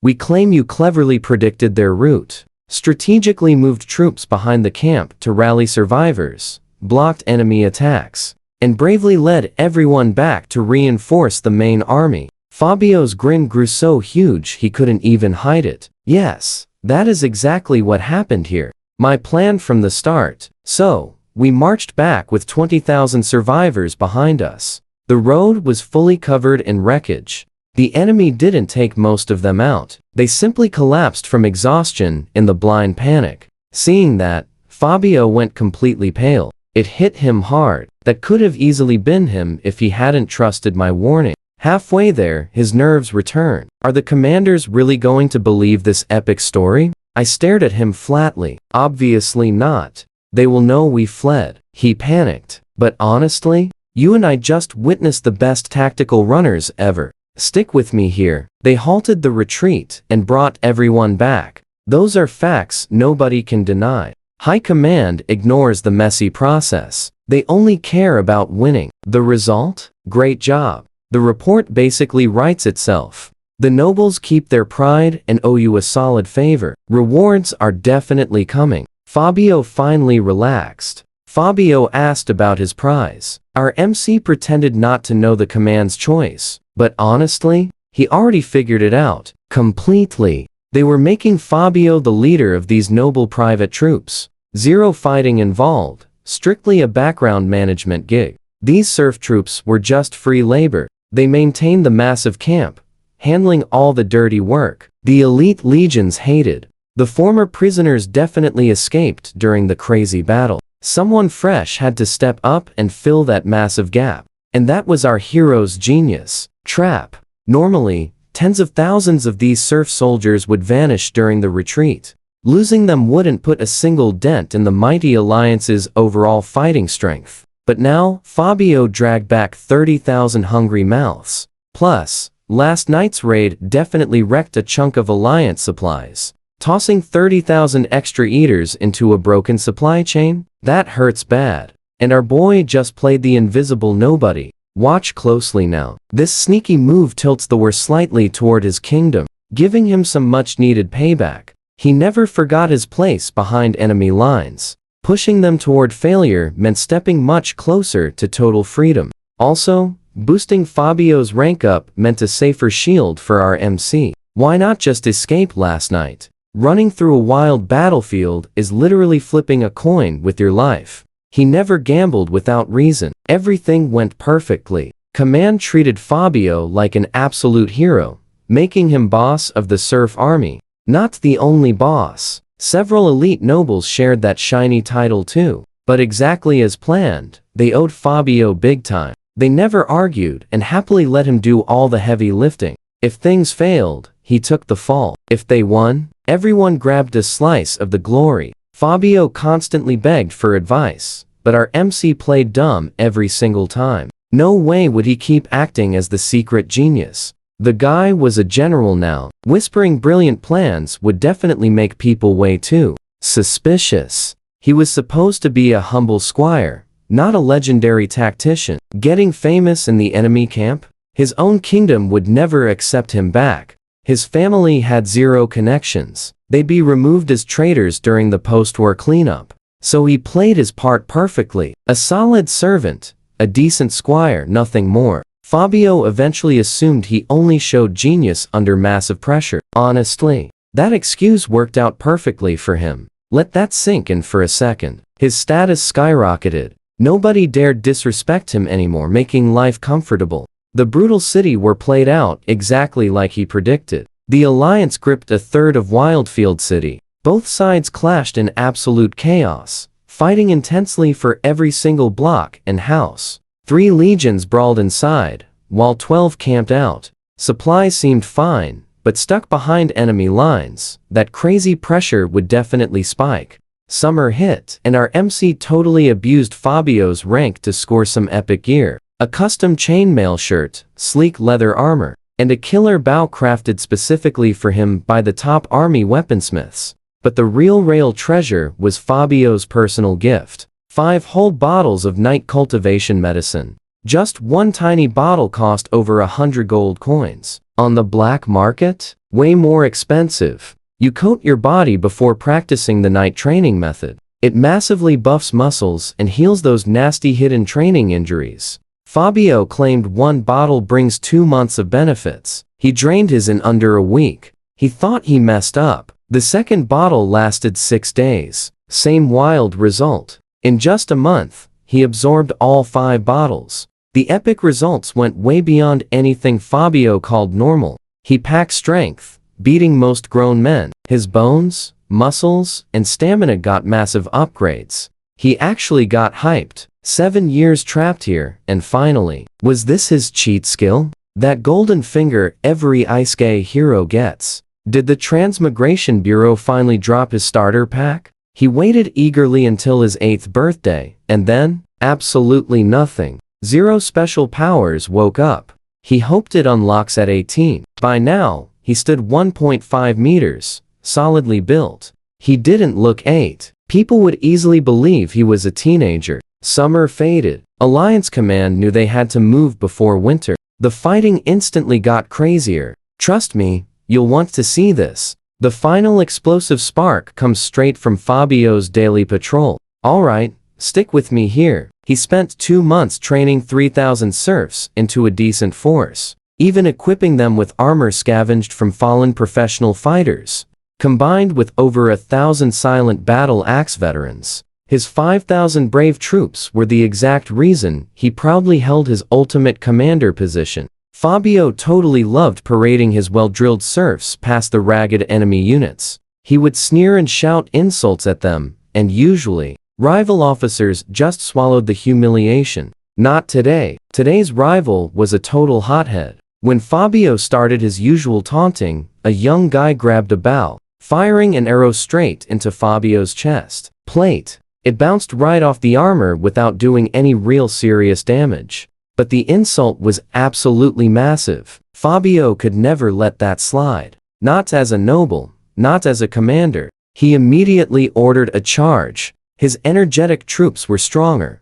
pushing the rival enemy back quickly. When their commander was defeated and they almost collapsed, enemy reinforcements finally arrived. They were weaker than Fabio's armored serfs, but their huge numbers quickly grew. Seeing Fabio getting surrounded, his loyal guard captain fired a signal. Over 1,000 elite guards stationed outside the main camp charged into the battlefield. Joining the wild brawl, things suddenly spiraled totally out of control. The nobleman Fabio had taken down actually turned out to be the youngest son of a Kai Kingdom count. His older brother brought huge reinforcements for payback. Then even more troops from both sides piled in. By the time I got word, tens of thousands were clashing on the plain. Now watch closely, because this is where everything completely changes. Every unit in both camps scrambled to join. As Fabio's famous squire, there was absolutely no way I could sit this one out. Every other noble's private army had already rushed over.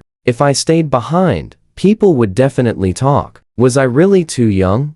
Nobody cared. I was tall enough, and plenty of officers had seen me training hard. They praised my swordsmanship. In their eyes, I was ready. So, I finally stepped onto the massive battlefield I had spent years avoiding. I wisely decided against riding a horse. Standing tall on horseback would definitely make me a target. Some knight might think I was a noble son worth capturing or eliminating immediately. I could not explain my real identity to either side. So I quickly mixed in with the infantry, where it felt relatively the safest. I wore chainmail under leather armor. No basic blade could pierce it, and it stopped flying arrows perfectly. I'd sparred with soldiers before, handling 3 at once, but on a real battlefield? I know what you're thinking, anything could happen. Knights get taken down by farmers with pitchforks. My smaller body was not invincible. I tried calming my frantic nerves as we marched closer. My heart pounded way harder with every step. Then we crashed into the fight.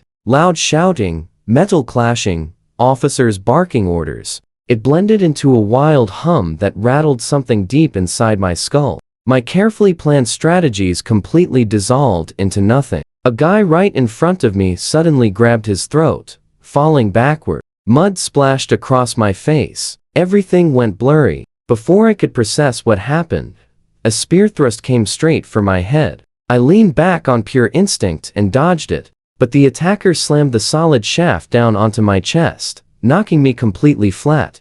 I rolled away from his next strike. Survival instinct totally took over. I grabbed his spear shaft, using his own pulling force to spring right back to my feet. The clever motion yanked him completely off balance. As he stumbled forward, I drove my short sword into his armor. He took the hit, and his strength drained away instantly. His hands slid onto my shoulders, his heavy weight pushing me down. I shoved the guy right off and stood up again. He was young, maybe 20. He had to be at least 20. I firmly told myself that. I tried not looking at his face as I pulled my sword free, but it just would not budge. My shaking hands had zero strength. No matter how many times I imagined defeating an enemy, doing it for real, watching someone fall to my own attack, a guy barely older than me, hit me like a massive brick wall. This was not a game, not a movie, not a novel. I actually defeated a real person. The loud shouting around me finally snapped me back.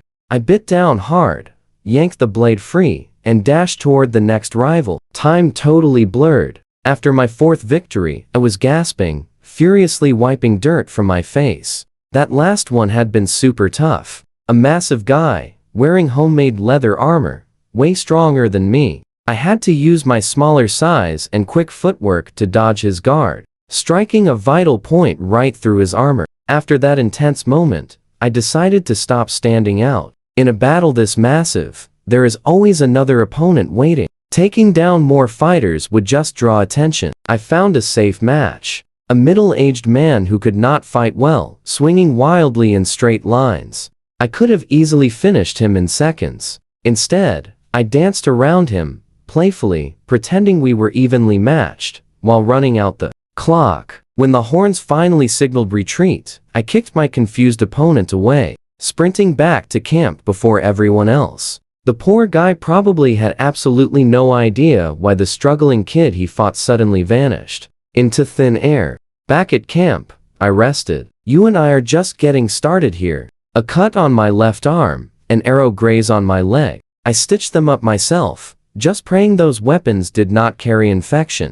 Stick with me. You and I are watching a mere kid pull off the absolutely impossible right here. Would all this tension mess up my growth somehow? Lucky Henwire or Brave Henwire, which title sounds better to you? Fabio teased me after the clash. I shook my head. It is not as epic as people claim. The enemies were totally fooled by my age. They underestimated me, which gave me luck. Otherwise, I would be finished. Fabio lost his smile. He placed a hand on my shoulder. Henwire, this is on me. I promised you would never fight. I broke my word, shaming my family. I quickly told him not to worry. That clash was a total surprise for everyone. I reminded him I joined the army, making combat my actual duty, but I am still way too small anyway. Give me a few years to grow up, and I will be a real warrior beside you. He smiled warmly. I believe you. You will become a knight, and I will ensure you get that title. But for now, I gave strict orders.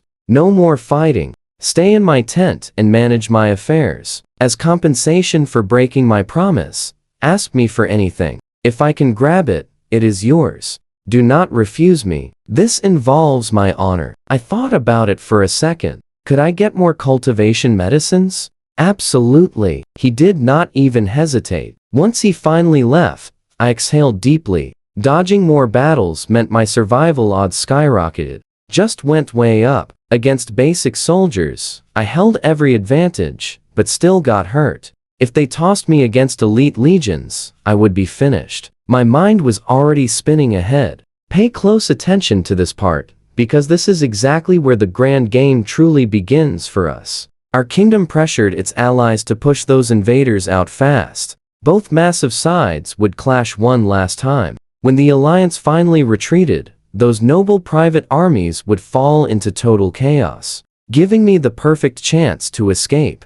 I would rush to my family cellar, wait for enemies to leave, and once our army reclaimed the land, I would casually reappear like absolutely nothing happened. Nobody could ever prove I helped them. Then Fabio sent his delivery, shattering my grand fantasy. Inside that wooden box sat 14 neat bottles of cultivation medicine.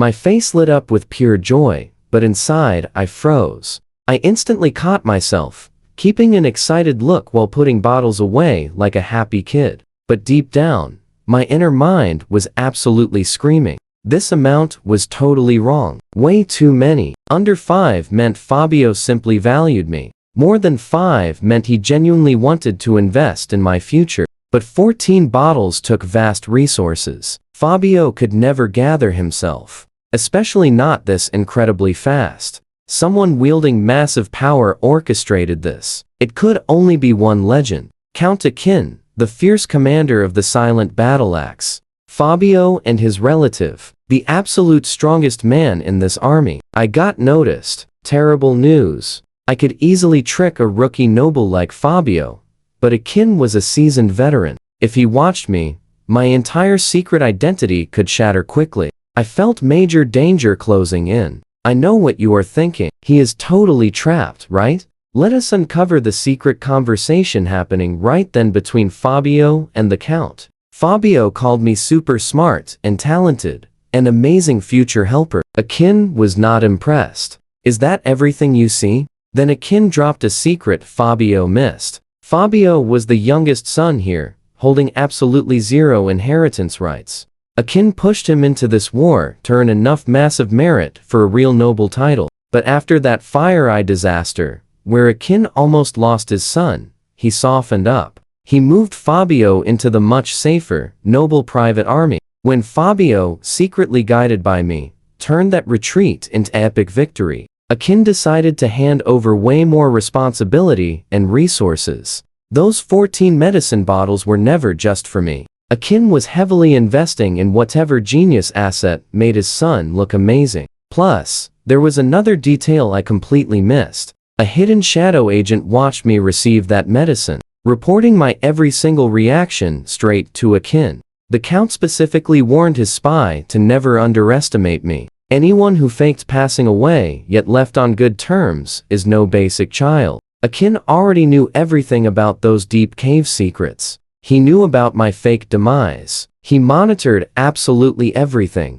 The trap was closing fast, and I had zero clue how much they uncovered. Lately, I felt intense eyes watching me. With my strong suspicions about Fabio and his secret backer, this was definitely real. Something massive was brewing, and I had to tread carefully. I planned to weaponize my biggest advantage, being a cute kid. This was a messy feudal army lacking any strict modern military discipline. The camp featured an ancient institution, those notorious pleasure tents. A lively place where women entertained high-ranking officers. Trust me, you and I are going to love seeing how this kid plays these show-off men perfectly next. Stick with me here. Military guys bragged about massive secrets just to impress ladies. They figured these women were just selling company for cash. Could they actually grasp military plans? Would they leak intel? Nobody cared at all. Plus, the ladies gossiped constantly among themselves,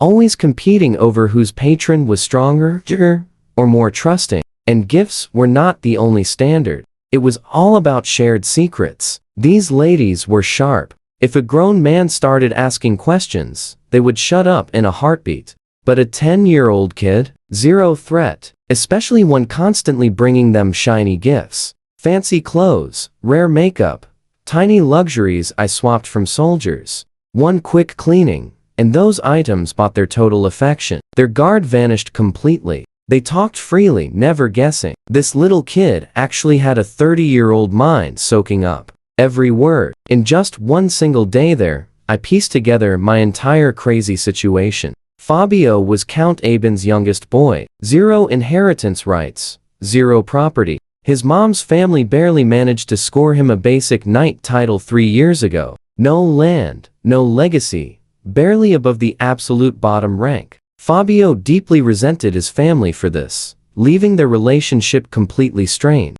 The Count's true heir was Fabio's oldest brother, a top officer in the 4th Legion. Brilliant, decorated, heavily respected. Even Fabio admired him. Aben's initial plan was simple. Toss his youngest into the silent battle axe. Let him grab some minor glory. Then use that excuse to promote him into a hereditary baron after the war ended. But Foray City totally wrecked that plan, wiping out the whole legion. When Abin found out Fabio actually survived, pure relief changed him. He moved Fabio into the safer, noble private army. What I totally missed was that Kiss was hired not just to scout, but specifically to keep Fabio safe. Now pay attention here. When Kiss fell, Abin lost his son's bodyguard, pulling Fabio from the regular legions. Then came the bombshell that absolutely rocked me. 2 weeks ago, during the brutal street fights inside Wildfield City, Fabio's oldest brother, the Golden Heir,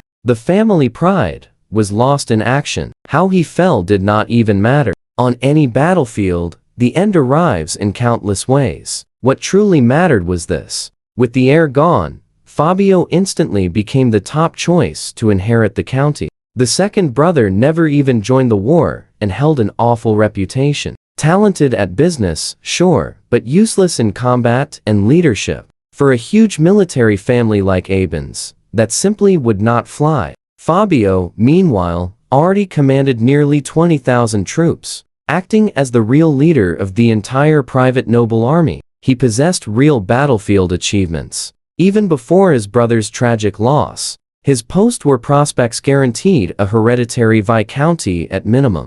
Now, he was getting groomed as the next count. And that is exactly where I stepped in. Abin totally noticed his supposedly clueless youngest son suddenly making genius moves. And he traced that massive improvement right back to one single source, me. The intel I gathered almost painted the whole picture, but I was still missing one super crucial piece. Kiss was not just some random mercenary. His connection to Abin ran way deeper than I ever understood. You and I both know this spells trouble, right? That truth took forever to uncover. But I was sweating. The Count watched me, knowing I was Fabio's secret brain. And now that Fabio might become heir, Abin's intense interest in his son's circle, especially me, just multiplied tenfold. The walls were rapidly closing in. After learning all this, I spent the whole night plotting. Count Abin wanted me as Fabio's future retainer, raised from youth, with brains, huge talent, and combat skills.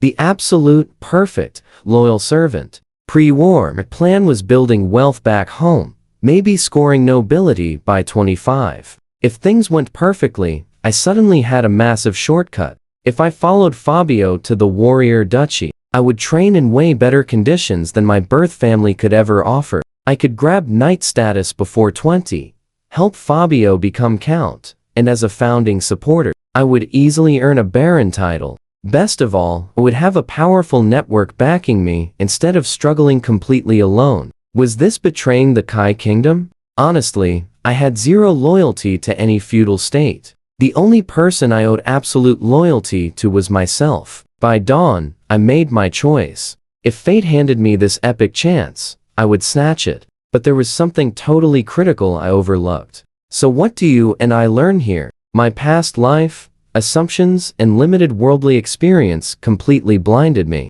That mistake would come back to haunt me terribly. The very next day, I approached Fabio with a proposal. Sir, what is the actual difference between professional soldiers and noble private armies? Why is the gap in fighting ability so absolutely huge? Training. Equipment, he replied. I just shook my head. Your 3,000 elite serfs have decent gear and solid training, but they still cannot beat 500 pros. Stick with me here. The issue is terrible treatment. Zero pay, no family support, and awful food. You cannot expect horses to run without food. He rubbed his temples in frustration. I know, but we lack resources. I lowered my voice mysteriously. Sir, how long before the final clash? A month, maybe. And will our alliance win? He went totally silent. He wanted to say yes, but as a military guy, he knew the truth. Retreat approached. It will be less than 1 month, I said. Supplies last 3 months, and retreating covers hundreds of miles with zero resupply. Thousands of hungry troops are burning through food. Command will not wait long. When the alliance retreats, the serf army gets left behind as a sacrifice. Fabio went totally pale. He knew I was completely serious. The alliance would protect elite legions and leave us expendable troops to slow them down. So, You want us building a stronger army, proving we are way too valuable to abandon? He asked. No, we volunteer as the rear guard. His eyes widened. Sir, you're the supreme commander here. Now, pay close attention here. Everyone else can run away, but you cannot. The Alliance desperately needs us right now. So if you ask for better supplies, epic weapons, and armor, they will agree. They have tons from defeated legions. Better to gear us up than abandon it. He understood completely, but then panic hit hard. But we remain the sacrifice. We could fall here. I confidently pointed south of Wildfield City. We set up a brilliant defense at Six Bay Mountain. Over 30,000 soldiers, 20,000 will reach it. Defending hard, we hold for 5 days minimum. Then what? The southern roads are super limited. If they pin us down, we are stuck. Sir, will they know we are basic troops? Absolutely. When we clash, they will know. Their real goal? Crushing us. He shook his head sadly. No, they want to catch the main force. Exactly. So, why retreat south? I grabbed my sword, dramatically drawing an eastward line across the map. Why not retreat east? It leads back to the duchy anyway. Fabio quickly sought out his father. I have no clue what got said, but Fabio returned, proudly claiming the deal was basically totally done. Command approved his epic requests. Count Apkin only said one heavy thing at the end. Come back safely. I will let you prove yourself. Time to prepare. We must train them into warriors, Fabio said eagerly. I shook my head. No time for fancy combat techniques or complex formations. That takes months. We just need the strongest youths from the army. With the amazing pay you are offering, they will eagerly line up. Other nobles will not intervene. To keep their own soldiers safe, they would have to stay behind as the guard. Noble lives are precious. They will gladly hand over their men and thank you for it. I know what you are thinking. Elite fighters? No, we just need people who can march incredible distances with us. Stamina and sheer endurance matter most. The challenge is not solo running. It is running together perfectly. We survived 2 major retreats already. You saw what happens when armies scatter. Total disaster. So, every single morning and evening, you must personally lead these guys on intense formation runs. They must learn breathing, pacing, and moving as one flawless unit. Your cavalry guards are running too. Their horses carry gear, not riders. Fabio agreed, then asked what I completely expected. Henwire, why help me now? I know you are absolutely brilliant, but you have always hidden it away. Afraid of attention, you could safely follow the main army. Why step forward? My answer was ready. I hid my skills because I am just a kid here. Standing out gets you targeted. In peacetime, I would show off like crazy. Why help you? I am incredibly ambitious for my age. Dad is gone. Returning to the Billier Kingdom means no inheritance, 0 future. But here with you, I see a golden opportunity. If you succeed, a hereditary title is basically guaranteed. And when I grow up, you can help me earn knighthood. Our epic futures are tied together. Our goals are identical. Fabio just stared, like seeing me for the first time. Not some boy, but a decisive man in a young body. Then he drew his long sword, placing it on my shoulder. I instantly knew the meaning. I dropped to one knee, hand on my shoulder. Henwire, he proudly declared by his honored family name. I fully accept your loyalty. I swear to treat you as a brother. Let honor bear witness. I bowed my head. I will protect Fabio. He pulled me up, grinning. Trust me, you are going to love what happens next. You are my little brother now. No more hiding your true power. Our fates are completely tied together. You can absolutely count on me, sir.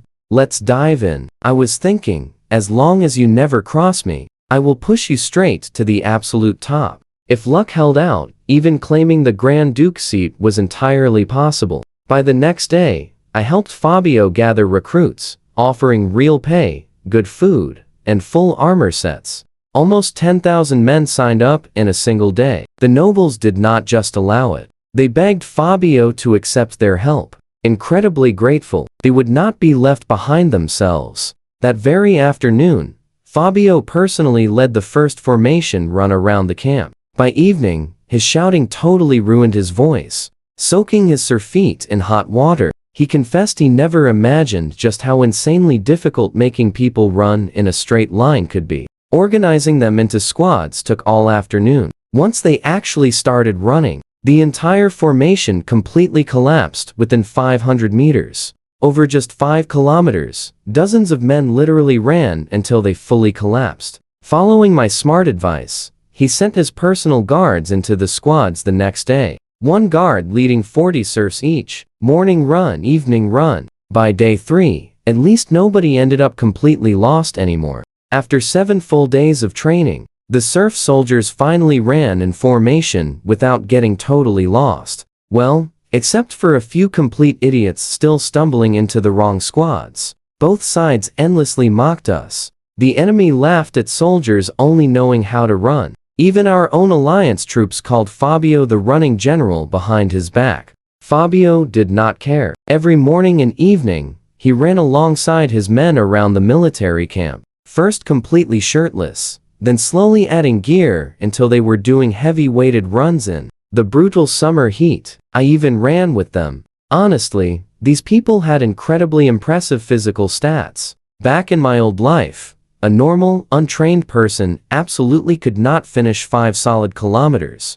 Here, these simple farmers handled it fairly easily once they learned proper breathing and steady pacing. Better natural bodies helped out, but mostly in a medieval world completely without cars or buses. Literally everyone just walked everywhere for their entire lives. Their legs were truly built for extreme distance. By my calculations, a serf soldier in light armor, carrying weapons and daily supplies, could easily run 8 kilometers straight. My master plan only needed them managing 5 as a united force. No ordinary infantry could ever chase us 5 kilometers and still have the energy to fight. Watch closely, because things get wild. For 2 weeks, armies clashed in small skirmishes while our alliance quietly prepared. Then, absolute chaos suddenly erupted. A routine 1,000-man battle exploded, and suddenly, the alliance threw several full legions into the massive fight, completely crushing an enemy legion before backup arrived. The massive Battle of Wildfield City officially began. 250,000 troops fought for 4 straight days. Nobody won decisively, but for the alliance, drawing simply meant losing. Retreat was absolutely certain. On the 5th night, 2 legions secretly slipped away south under pitch darkness.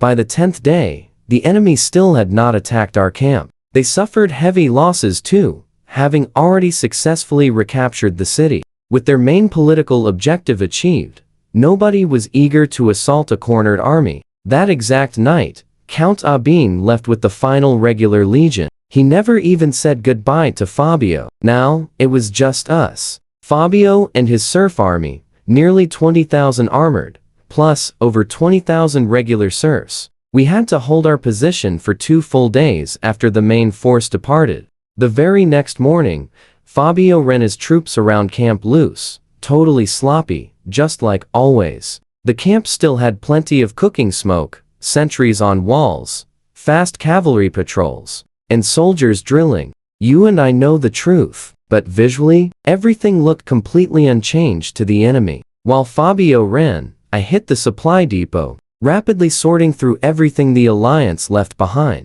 We still had plenty of food, precious medicine, and equipment. I had the older, weaker soldiers baking flatbread all day. I quickly gathered the wooden carts, modifying them into smaller, much faster transport wagons. I rapidly organized every useful medicine. By evening, the enemy still had not moved. They apparently had not realized the main army was completely gone. The second day, Fabio ran his troops once. That evening, I ordered the absolute most generous meal we could manage. We cooked all the extra meat, better in our stomachs than left for the enemy. Then I told Fabio that we leave tonight, though our 2 days are not up. We will set up a defensive line at 6 Bay Mountain, keep blocking from there, and wildly scatter all our gold and silver across the camp before going. You want the enemy wasting time looting? We are supposed to burn the camp. We simply cannot leave any supplies for them. The supplies do not actually matter. If we leave the camp intact, The enemy must send troops to search and secure it. That means fewer men chasing us. Your orders say keep the pursuit off the main army for 2 solid days. That is all that matters. Nobody will complain about the details, he agreed. His guards spread shiny treasure throughout the empty camp. Trust me, here is where it gets epic. After dark, 10,000 trained runners protected 20,000 serfs pushing 1,000 massive carts. Stick with me, we are watching a messy but epic escape plan unfold. But honestly, moving messy is way better than panicking. We marched all night long until Fabio finally called a quick halt at dawn. When will they chase us? He asked. I smiled. They'll notice something is wrong this morning, but they will probe very carefully first. They won't step inside until noon. After that, they'll spend hours happily looting. With luck, they won't organize a real chase until evening. But sadly, we cannot reach 6 Bay Mountain in just one single day. Cavalry could easily catch us, but riders won't charge right into our formation. They're too precious. We smartly put trained runners back there. The incoming riders will just be scouts trying to track us down. They won't dare strike. Happily, everything played out exactly as predicted. By evening, a few enemy scouts finally appeared behind us. Seeing our perfectly organized rearguard marching strong, they didn't even try testing us.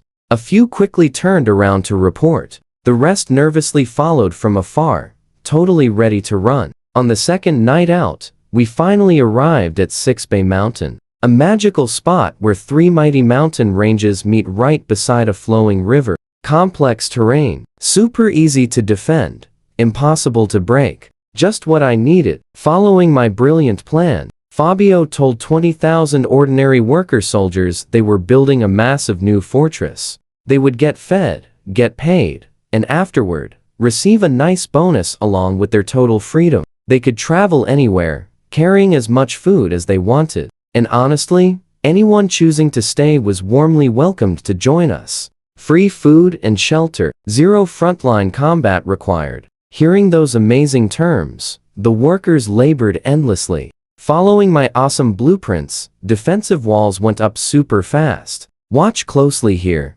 because the enemy scouts finally realized the problem. This pass, heavily fortified on the sides, with strong infantry blocking the middle, could easily stop 100,000 men. When their fast cavalry pursuit finally arrived the next day, they just scratched their heads. They were light riders meant to chase, not actual fortress siege troops. The path was too tight for horses. Arrow towers were already rising on the mountains, totally commanding the epic high ground. They had 0 desire to strike. I totally predicted this. Their cavalry left by day 2, wheeling around to completely bypass us and chase the main alliance army instead. Those fast riders easily had the speed to go around. Infantry didn't, and foot soldiers were definitely coming for us. Surprisingly, those tired enemy troops didn't even show up until the 3rd day. And even then, they didn't strike. They marched over 100 kilometers to arrive, feeling totally exhausted.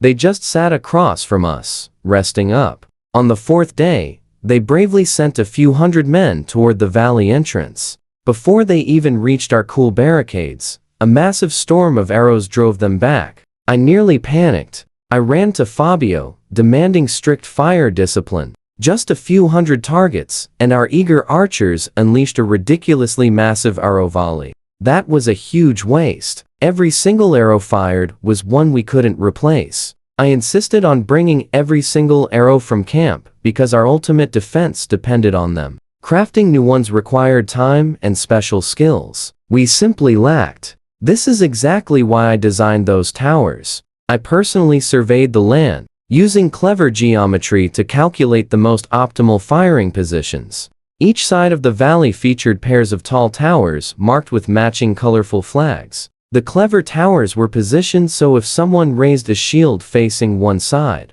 the opposite tower would easily tag them right from the back. Like epic crossfire, a perfect elimination zone, leaving absolutely 0 blind spots unhandled. I know you're wondering, yes, this brilliant past life knowledge was my most valuable secret weapon, yet nobody, not Fabio or the officers, truly understood the science. They just smiled, thinking I was a clever kid. Nobody cared about the awesome science of interlocking fire fields. The beautiful towers simply went up across both mountains like bright, colorful dots. Soon, the clueless attackers below would learn what those mysterious colors meant. I later heard that after we happily departed, the enemies claimed this spot, spending a decade building it into a truly giant stronghold named Mountain Bay Fortress. It impressively blocks several invasions for the Kai Kingdom. Amazingly, years later, I'd personally lead an army back to break the very defenses I originally designed. But that was the future. Right now, I proudly used these epic fortifications to push back enemy forces without mercy. Standing happily on the heights, watching this grand battle, I remembered my old world. Humanity there was wild. Every brilliant scientific breakthrough became a tactical weapon, almost immediately. And now, I was doing exactly that. After 3 whole days, the frustrated enemy hadn't even cleared our barricades near the valley entrance. The massive defeats I caused were staggering. Fabio got nervous. "Henwire, we have crushed so many already. Let's run," he begged. I smiled and shook my head. "Trust me, you'll want to see how this brilliant trap finishes." "Not yet. First, we haven't crushed nearly enough of them to spark real fear. Second, our own ranks haven't suffered enough either. Stick with me here. Only guys surviving absolute nightmares can transform from simple serfs into true warriors." Fabio just stared at me. He completely lost the ability to read me. Was I ruthless? I spent every single free second personally treating the wounded with my own hands. Was I kind? Every single choice I made left a path of total devastation. Once our main defenses finished, Fabio kept his exact promise, releasing 20,000 regular serfs. Most bolted. Only around 3,000 actually stayed.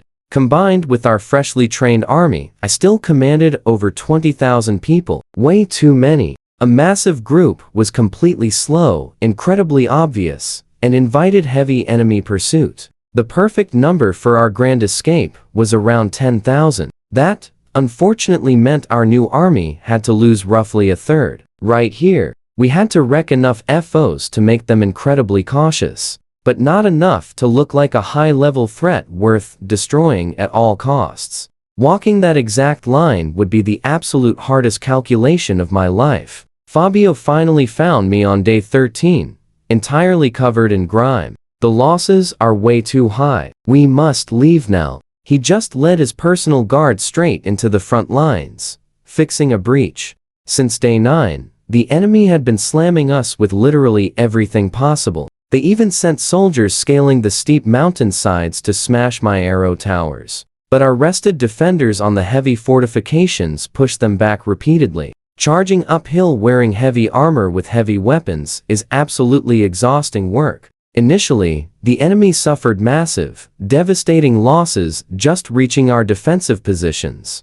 But their generals quickly realized we definitely weren't standard alliance troops. Now pay attention. Our soldiers were tough, but incredibly sloppy. The walls did most of the real damage, so they sent their best units. I wanted Fabio to spread his elite veteran guards among the new recruits. One experienced fighter for every 10 soldiers, acting as a solid backbone. In high-stakes survival combat, people adapt insanely fast. Just 2 rounds fighting alongside real veterans, and these simple serfs would fully transform into capable, hardened soldiers. But Fabio kept his guards strictly grouped as a separate strike force. Without that anchor, the rookies basically completely crumbled against those elites. We were trading brutal losses at a 1-to-2 ratio, and we were the one. In 3 days, thousands fell. Today, the enemy finally punched right through us. Only Fabio's absolute desperate charge alongside his personal guards stopped a total collapse.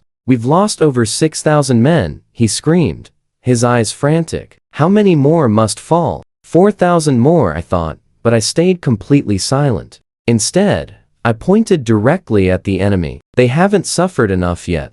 Give me 2 more days, then we go." Fabio sat down on a rock, utterly defeated. "Morale is collapsing. I don't know if we can hold." We promised to bring people back to the duchy, I said quietly. We never actually promised to bring absolutely everyone. If some don't trust you enough to follow when it's time to run, that's their choice. Not our problem. He intensely stared at me for a long time, then stood up and strapped his helmet back on. I really hope you're right. The very next afternoon, the enemy rolled out their ultimate trump card, a heavily armored vanguard. Thousands of massive ironclad soldiers pushing straight into the valley like a dark tide. Fabio saw them, and his heart completely froze. I know what you're thinking. Arrows couldn't stop them. Then a strange rumbling started, growing much louder. On both sides of the steep valley, massive boulders began rolling straight downhill. Some half a meter, some taller than men. They bounced and accelerated down the slopes, gaining terrifying speed. I honestly prepared this days ago. Workers had secretly loosened rocks on the mountainsides, carefully positioning them for this exact moment. The enemy commander frantically screamed for retreat, but it was completely too late. Their heavy infantry was trapped deep inside the valley, packed tightly in dense formations, completely weighed down by heavy armor. That massive avalanche of stone crashed into them like a natural disaster. Over 5,000 elite heavy troops marched in. Barely 1,000 dragged themselves out. Regular soldiers ahead of them completely panicked, totally losing their will to fight amidst the devastating chaos. Ultimately, the enemy lost several thousand troops in just one single engagement. That evening, Fabio rushed to me, practically glowing. They're definitely showing major signs of pulling back. We held them. We leave tonight.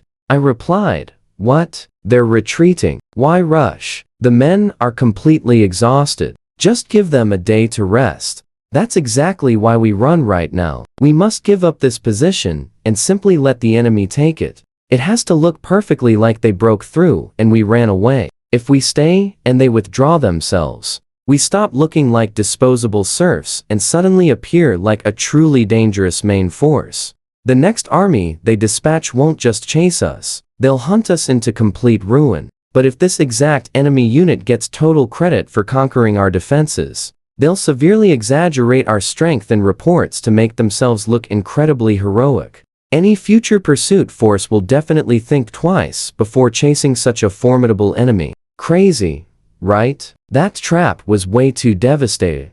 I meant to cause caution, not total humiliation. Stick with me here. Crushing their heavy infantry absolutely devastated their morale. We had to bail before they chose revenge over strategy. Plus, I made absolutely sure Fabio did not finish off those prisoners today. We left them behind with their fallen from previous days. A total power move. It sent a clear message. Look, we barely took damage. Show this proof to your bosses. Take your easy win. Let us walk. Everyone except our tired frontline heroes packed up tight. Post-midnight, we climbed over the ridge using my pre-scouted routes, slipping completely out of the Six-Bay Mountains range. The very next morning, the enemy cautiously occupied our empty camps. They figured out our direction, but zero generals actually volunteered to come chase us down. They found an excuse fast. Their goal was hunting the Alliance main army. Why bother chasing down our ridiculously dangerous side force right now? Zero arguments there. After marching all night along the river, we put over 50 kilometers between us and Six Bay Mountain. I told Fabio to let everyone rest by the river. We were safe enough, but sleep was completely impossible. I spread out the map and studied our path. The Kai Kingdom border sat 400 kilometers east in a straight line, but the actual trek meant at least 600 kilometers on main roads, and we absolutely could not use them. Marching down the main Kai Kingdom highways meant political disaster, not because the local garrisons along the way could actually stop us. Watch closely with me here. A foreign army parading through their territory completely humiliates the kingdom. They must respond, even if frontline generals ignored us. So, I mapped a wild route pushing southeast, completely zigzagging through super remote, hidden areas. Nearly 1,000 kilometers total, traveling by night, resting by day. That takes about one whole month. Along our long route, we needed supplies near major cities. My plan meant buying our gear, Absolutely no stealing allowed. The Alliance, running a scorched earth policy, had ruined the countryside, completely forcing the enemy forces to commit way more troops. I refused to repeat that mistake. We packed plenty of gold spoils from all the towns the Alliance looted earlier. After one resting day, I approached Fabio before heading out. "Sir, our morale is sinking fast. We must fix this now." He just shrugged. "We are retreating. Low spirits make sense. We avoid fighting anyway. So why does it even matter?" I pointed toward the troops gathering far away. "What do you see? An army? Look closer. That right there is your ultimate power foundation. How good are they really? Below regular standard, and compared to those noble serf soldiers?" He scoffed hard. "Do not insult me. They are proper soldiers now. They would crush any serf unit. But they remain legal serfs," I whispered. "Well, yeah, but what if they were free? What if you granted them pure citizen status?" He scratched his head. "Too tricky. They belong to other nobles. Granting them free status lacks permission. Who actually objects?" How could they object? "Sir, you lead 10,000 armed warriors. You are a legion commander." He grasped it, yet remained totally lost. "You see the puzzle here, right? If I free them, boosting morale, how does that build my base? I cannot fund a legion. I lack any territory entirely. Sir, is this the worst regular legion within the whole duchy? No, they are pretty solid, especially at extreme long-distance marching. That makes them a fierce field army." Exactly. The duchy can easily afford them. Building a legion like this from zero costs absolute fortunes. You hand the Grand Duke a fully equipped, battle-tested army, completely ready for war. What do you think he will give for that? At minimum a sweet hereditary viscounty, and that is just him being cheap. Fabio started breathing heavy. "You are right. My promises become the Duke's burden. Those other nobles cannot blame me. Delivering this epic legion officially pushes me straight into mid-tier nobility." "Sir, you are missing my big point. I mean, you keep this epic army. Never give up your command. You cannot afford them, but someone will fund you. No territory? With 10,000 elites, even fancy counts will not dare raise their voices." Fabio spun around, staring at me intensely. "Do not ever tell anyone else that. If this leaks out, I cannot protect you at all. Whether you accept it or not, you personally built a fierce legion answering only to you. Every single noble in the duchy will view you as a massive land threat. That happens regardless of your ultimate choice here." He fell silent. I let that heavy silence sit, then shifted focus. "For right now, simply free them. Give them real hope. Give them a goal that transforms simple serfs into true warriors. We figure everything else out later. Warriors will march way faster and fight harder than slaves." 2 whole hours later, Fabio rode right up front, facing the formation, and raised his voice. "By the noble authority of the Wari Duchy and Rin family, I declare that from this exact moment, you are no longer serfs. You are free citizens. You belong to no lord whatsoever. I will lead you to my domain to build homes and raise happy families. Trust me, we will remember this. From today, you stop being serfs and become a legendary Wari Duchy legion. Every reward those other legions get, you will get too. You fought hard beside me. Our clash is finished. This conflict is over. Come along with me here." He promised to take them home. Fabio just stared nervously, expecting a complete disaster. Then came the roar. 10,000 voices chanting his name, shaking the ground like thunder.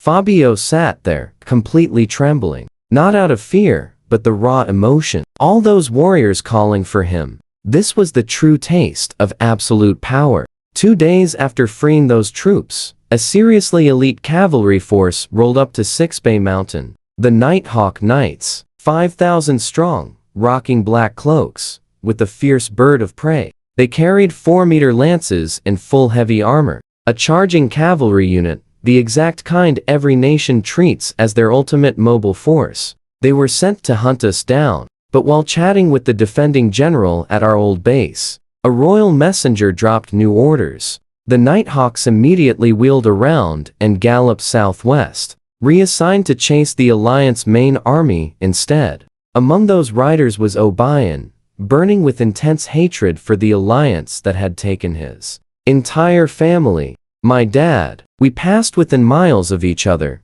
completely unaware. Thankfully, fate spared us the total nightmare of father battling son. I knew absolutely nothing. My focus was just reaching Tombstone City, our first supply point, 2 days out. My entire master plan completely depended on the local nobles. When we reached the area, total panic. Lord Saxony had literally gathered every single surrounding noble in his castle to figure out their next move. Pay attention here. That noble meeting, it was an absolute circus. Every noble talked so tough about fighting us, starving us out, holding those walls. But nobody actually volunteered to step outside and fight. These were the exact same guys bragging at banquets about their epic battlefield exploits. Stories getting way more heroic with every drink.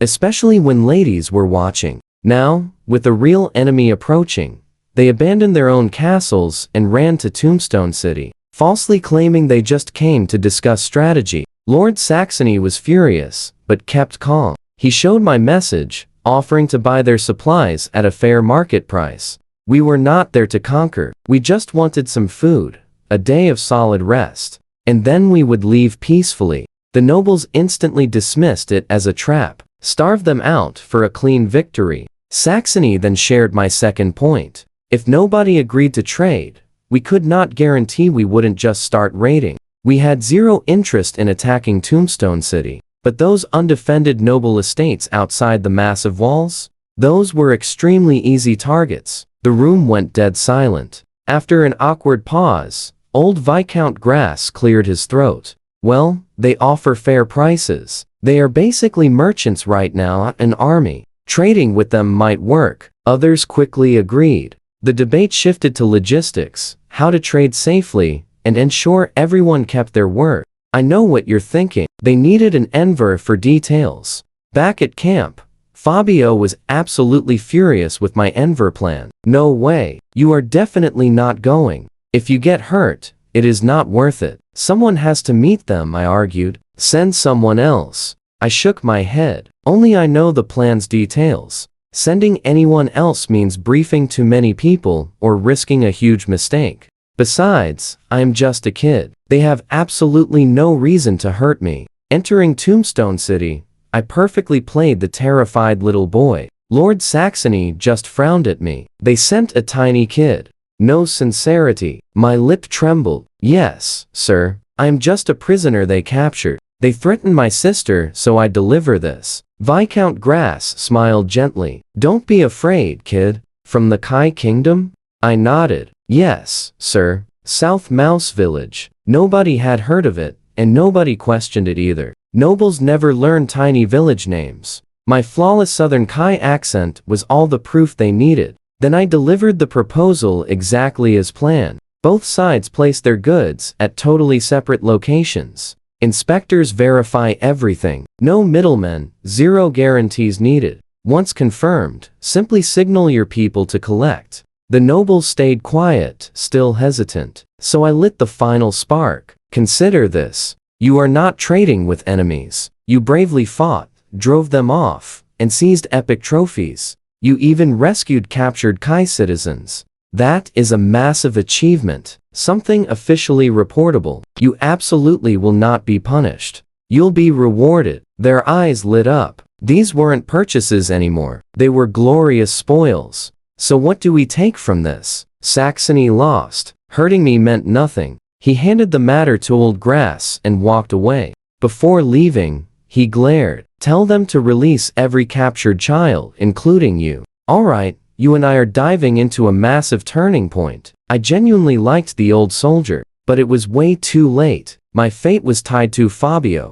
3 days later, I guided the noble agents to our exchange point. Dozens of prisoners and 2 carts of gold and silver waited. They checked everything, signaled their crew, and the cavalry hauled it away.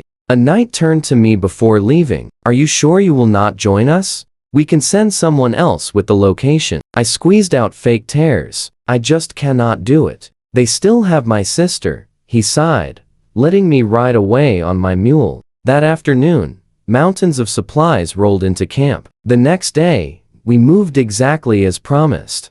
With one hugely successful trade finished, everything else came a lot easier. I even got the nobles to write simple introduction letters. No official seals, just personal notes to friendly allies on our route, proving we were totally trustworthy and great trading partners. Fabio literally bought his way forward using gold. Most local nobles happily made deals. A few stubborn ones tried fighting us instead. They got absolutely wrecked. Our new army was truly transforming, dropping that weak mindset, and gaining the focus and drive of actual soldiers. Somewhere along the journey, our force earned a name, the Iron Wall Legion. Fabio loved it, making it official. Here is the funny irony of our trading scheme. Every noble who traded reported it as a military victory. They claimed they beat the Iron Wall Legion, capturing epic spoils. To make it sound convincing, they hyped up our strength. Each tall tale made us sound scarier, and the guys who actually lost to us.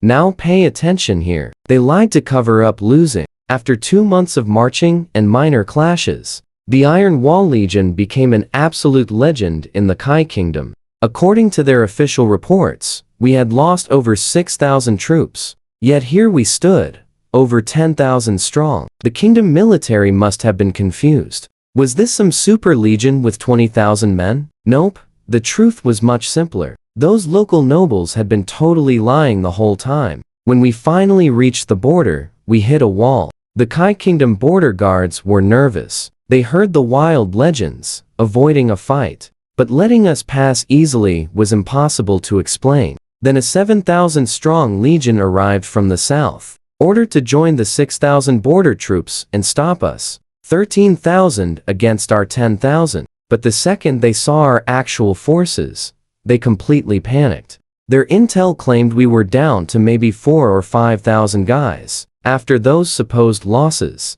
Instead, they faced a full-strength veteran legion. We stared across 10 miles of space. Neither side attacked. You and I both know the feeling. Two guys waving sticks, terrified. The other guy has a way bigger stick. This standoff could not last forever. They had a fortress and steady supplies. We had limited food, and autumn was becoming winter. If extra forces showed up or the cold hit, we were totally doomed. Fabio called a massive meeting lasting all day. Nobody pitched a plan he liked. That evening, he found me. Any ideas? I paused. Use our advantage? He looked super confused. What advantage? I just grinned. Everyone calls us the running legion to be insulting, but that is our best skill. They want to block us, so we make them chase. Let's see who runs better. His eyes shine. Outrun them across the border? Not quite yet. There is still a river to cross. Trying to ford it with enemies right behind means they will wipe us out completely. We must scare them enough to back off. I say we stay right here, make fast short-range moves, and force them to keep up with us. They will exhaust themselves completely. Take the bait. They have absolutely no choice. By moving, we threaten to sever their supply route to the fortress. They are carrying way less food than we are. They must respond, I added. Plus, they are two separate groups, border guards and relief troops. Together, they keep each other honest. Neither side dares slack off while the other watches. So, we split our force, forcing them to split too. Once separated, without anyone watching their backs. Each commander only fights hard enough to save face. Then, they let us go. Fabio loved it. He called another meeting tonight to finalize the details. When the master plan was done, he showed me. I tweaked minor things, then approved the rest. I had smarter ideas, but I was not the general. Pushing harder crossed a line, and honestly, the Legion lacked the skill for complex moves. Then came the big argument. I told Fabio I wanted to go with the right wing. He refused instantly. Are you crazy? These are not weak soldiers. These are real troops. Your weak body cannot handle it. But stick with me, you, and I know I had a genius reason. Stick with me here. Standing near that main banner makes you a massive target. Every enemy I focus is there. The right wing was much safer. I could not say that, so I spun it.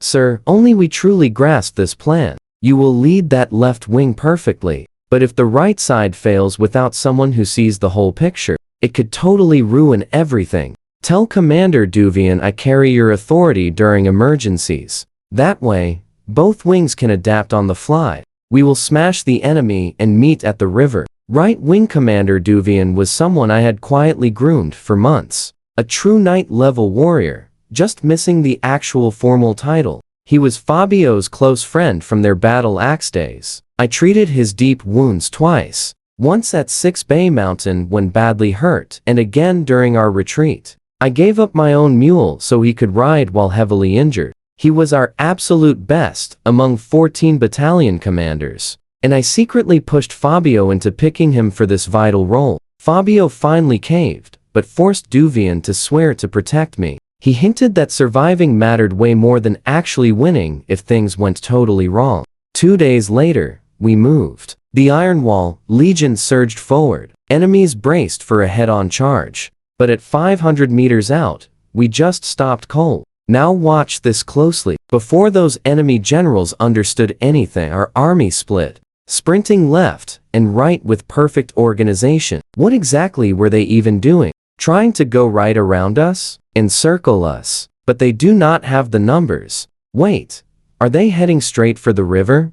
But they haven't built a crossing. Wait, they are cutting off our retreat. Once they finally figured it out, both enemy commanders attacked. That border garrison general was definitely the smartest one. He noticed our right wing was much smaller, completely missing the main banner. He charged right at us. But Duvian stayed incredibly calm. He told every officer to control their unit's pace. Do not panic. Never speed up. Just stay steady. At our closest point, those enemies were barely 200 meters behind us. But this was exactly what months of intense running had built. Their sprinting soldiers slowly faded as heavy exhaustion set in. Our guys kept that exact steady pace. They had practiced hundreds of times. We dragged that border army on a wild chase for over 2 kilometers. They just couldn't close the gap. Whenever their army tried stopping to catch a quick breath, Duvian instantly swung our entire formation right toward their totally exposed flank.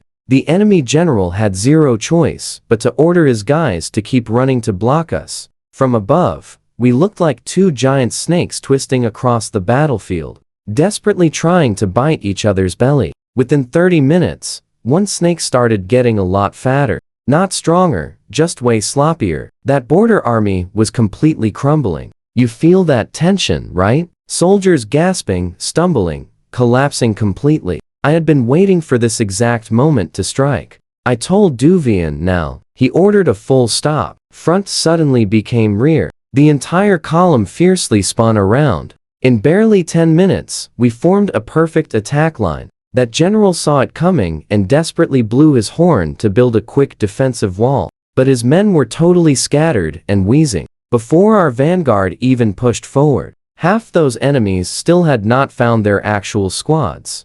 The Iron Wall Legion vanguard punched right through their defense like a sharp spear. Our guys developed a solid habit from all those long months running together. Get separated, merge into the closest squad. In battle, this translated absolutely perfectly. We fought in solid 100-man blocks. Whenever a block grew too massive, officers instantly split it into 2 standard formations. And if guys fell behind, they just joined the closest group. Simple, but against a completely exhausted and disorganized enemy, it was absolutely devastating. Their border troops definitely outnumbered us. But pure numbers mean absolutely nothing when your exhausted men can barely lift a weapon. Our 100-man squares rolled through them, spears thrusting in perfect unison. That border general desperately threw in his personal guards and 1,000-man cavalry unit. Following my instructions, Duvian held back our 500 cavalry. Instead, he launched several heavy infantry blocks to completely seal the direction. They're desperate. Cavalry tried breaking through, boxed right into that chaotic melee. Cavalry with 0 speed is just tall infantry. Our shielded spear formations began brutally squeezing their riding room down to nothing. 2 hours into this wild fight, I led my own 100-man squad into battle. This was my personal elite unit. Former serfs who had been surviving with me since Wildfield City Camp. I trained them on strict formation changes, used them as speedy messengers at Six Bay Mountain, and kept them as bodyguards during risky trading missions. Whenever stubborn nobles refused an easy deal, these guys delivered the violent persuasion. They were not the strongest legion unit, but I commanded them with absolute, pure natural rhythm. None of them treated me like a kid. Trust me, you will love our mission. We shoved that general into one specific spot. We marched in carrying large shields, massive long spears, and short swords for backup. Stick with me. I led our formation forward in close combat, cheerfully tossing every border guard aside without bothering to chase them. We charged right at their main banner. Honestly, after fighting for hours, those exhausted troops just could not stop our totally fresh squad. Their 700-man defensive ring around the general was already cracking under intense pressure from absolutely every side. When my awesome squad finally hit them, the line snapped open. Then the real fighting started. I perfectly blocked a slash with my shield, bounced backward, and jabbed my trusty spear right into the tiny gap beneath his tough helmet.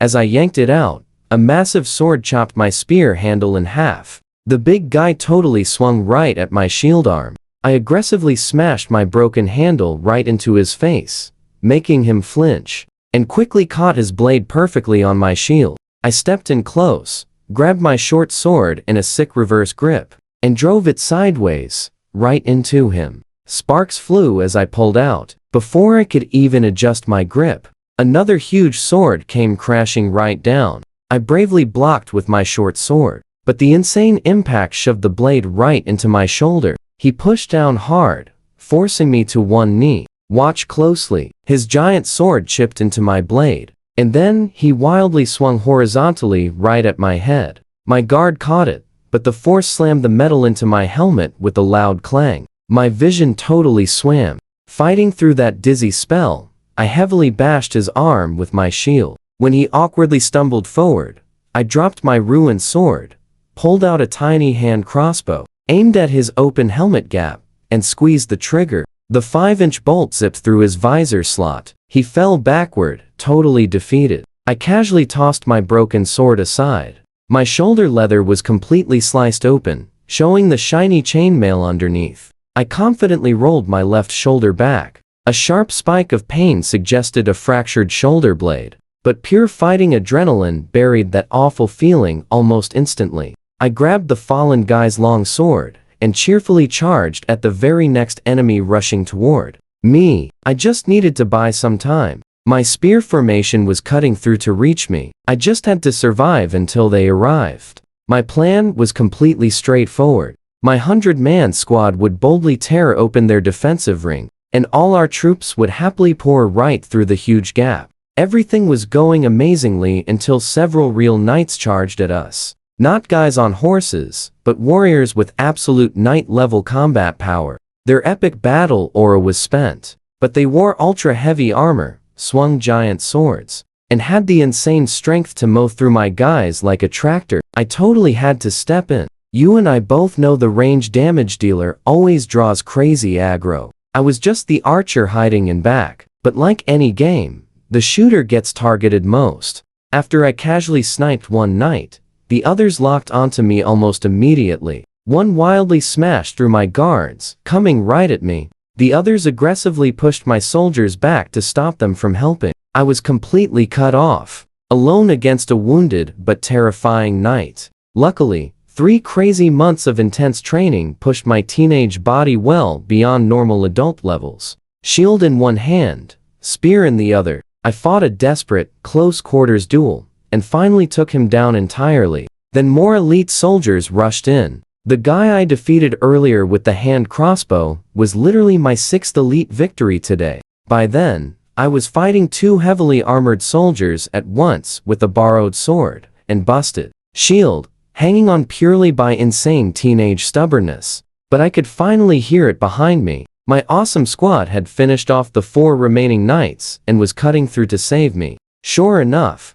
just as 2 huge soldiers pressed me hard, spears shot past my shoulders and sent both guys totally sprawling. More of my guys cheerfully flooded in and swiftly finished the job. They tried to protect me, but I pushed them aside and pointed at the enemy command banner. Forget me. Push forward and aggressively cut that huge flag down. Minutes later, I dramatically climbed over a huge pile of shields and slashed the banner down in one epic swing. The general was already gone. His loyal guards had dragged him out when I breached the inner circle. We totally planned this. Duvian brilliantly left an escape route. We needed the general alive and running, not completely cornered and fighting until his absolute last breath. But his troops didn't know he escaped. My guard screamed loudly in the Kai Kingdom tongue. Your commander has completely fallen. Surrender and survive. The border army completely broke. A total rout. Duvian sent our 500 cavalry to brilliantly scatter them.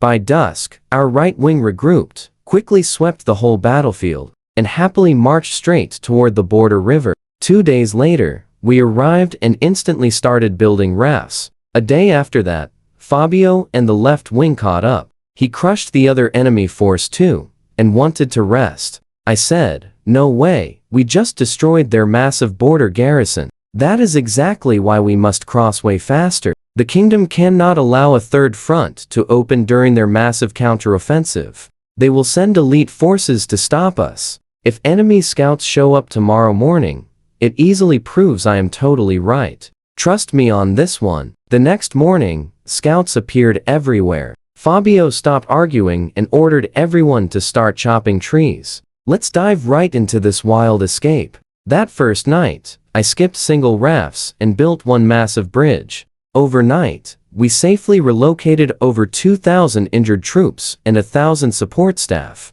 The river spanned just 200 meters, and those harsh autumn floods were finally gone. It was mostly just 4 meters deep, perfectly shallow for us to hammer tall wooden poles right into the riverbed to secure everything. At dawn, we secretly broke the whole bridge down into normal rafts to trick their scouts. Nights 2 and 3 smartly prioritized supplies over soldiers. Reaching the duchy meant 0 quick resupplies. Those snooty nobles definitely did not want a massive private army taking orders only from cheerful Fabio. We packed absolutely everything. Heavy winter coats, blankets, food, and pack animals. Merged with whatever the duchy finally handed over, we would comfortably survive the freezing winter. By daylight, we floated our rafts super slowly and awkwardly, moving only cavalry and flashy treasure chests. Pure dramatic theater. I really wanted those hillside border scouts seeing a greedy commander lazily transporting his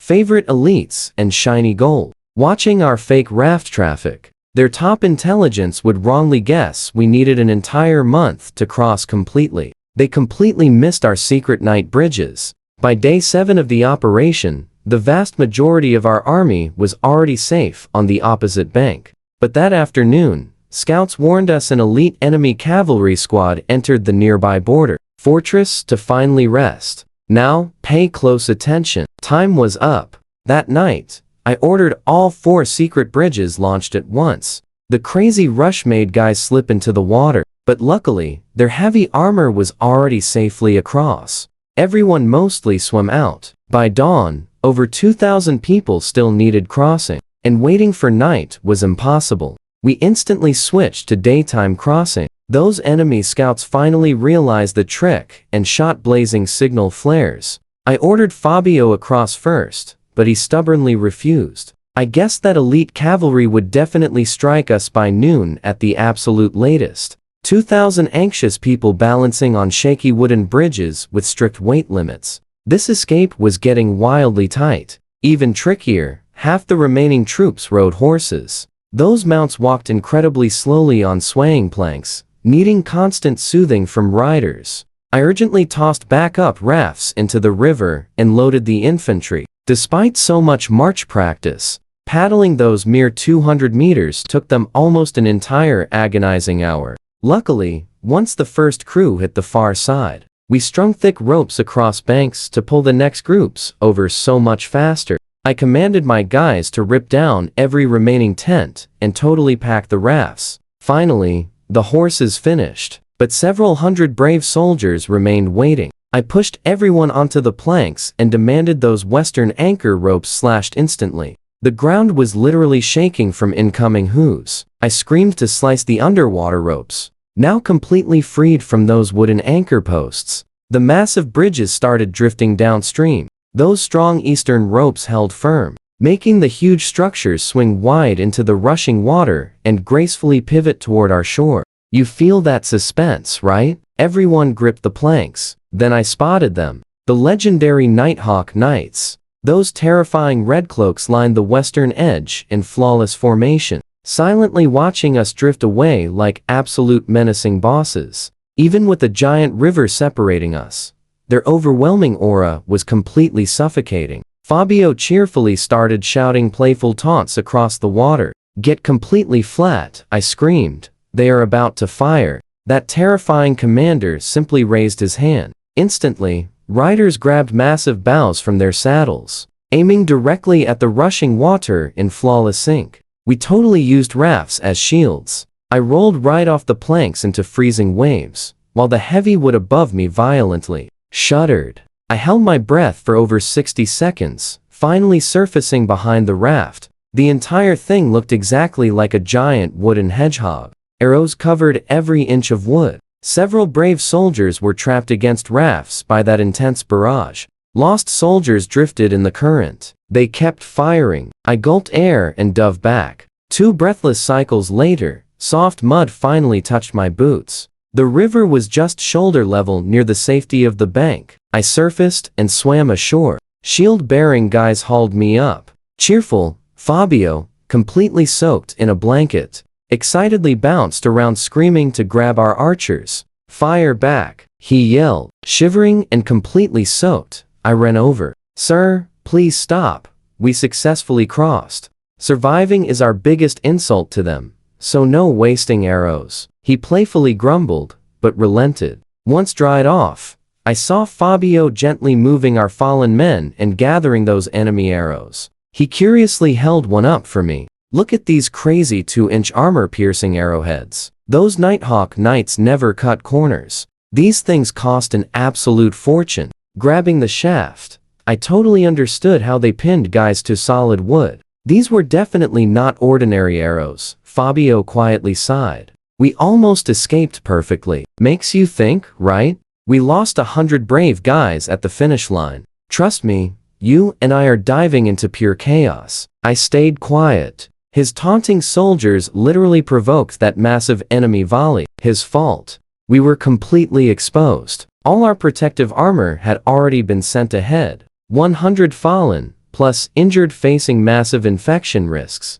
Over 200 lives literally thrown away just for silly trash talk. But Fabio showed absolutely zero regret. He was hyped. We actually engaged the Nighthawk Knights and escaped. Literally no infantry legion anywhere can claim that. "Sure, spin it nicely." I asked about the Nighthawks, and he totally corrected me. They are a legendary knight order, 6,000 strong, featuring roughly 1,000 real knights inside. Every single squad leader held true knight rank. The rest had elite training. No infantry dared face their charge without heavy fortifications. They sit exactly on par with the Billier Kingdom's Red Eagle Knights. Absolute battle deciders. Our duchy tried building a proper order for years, Fabio claimed. We only managed 2,000 riders, holding roughly 300 knights.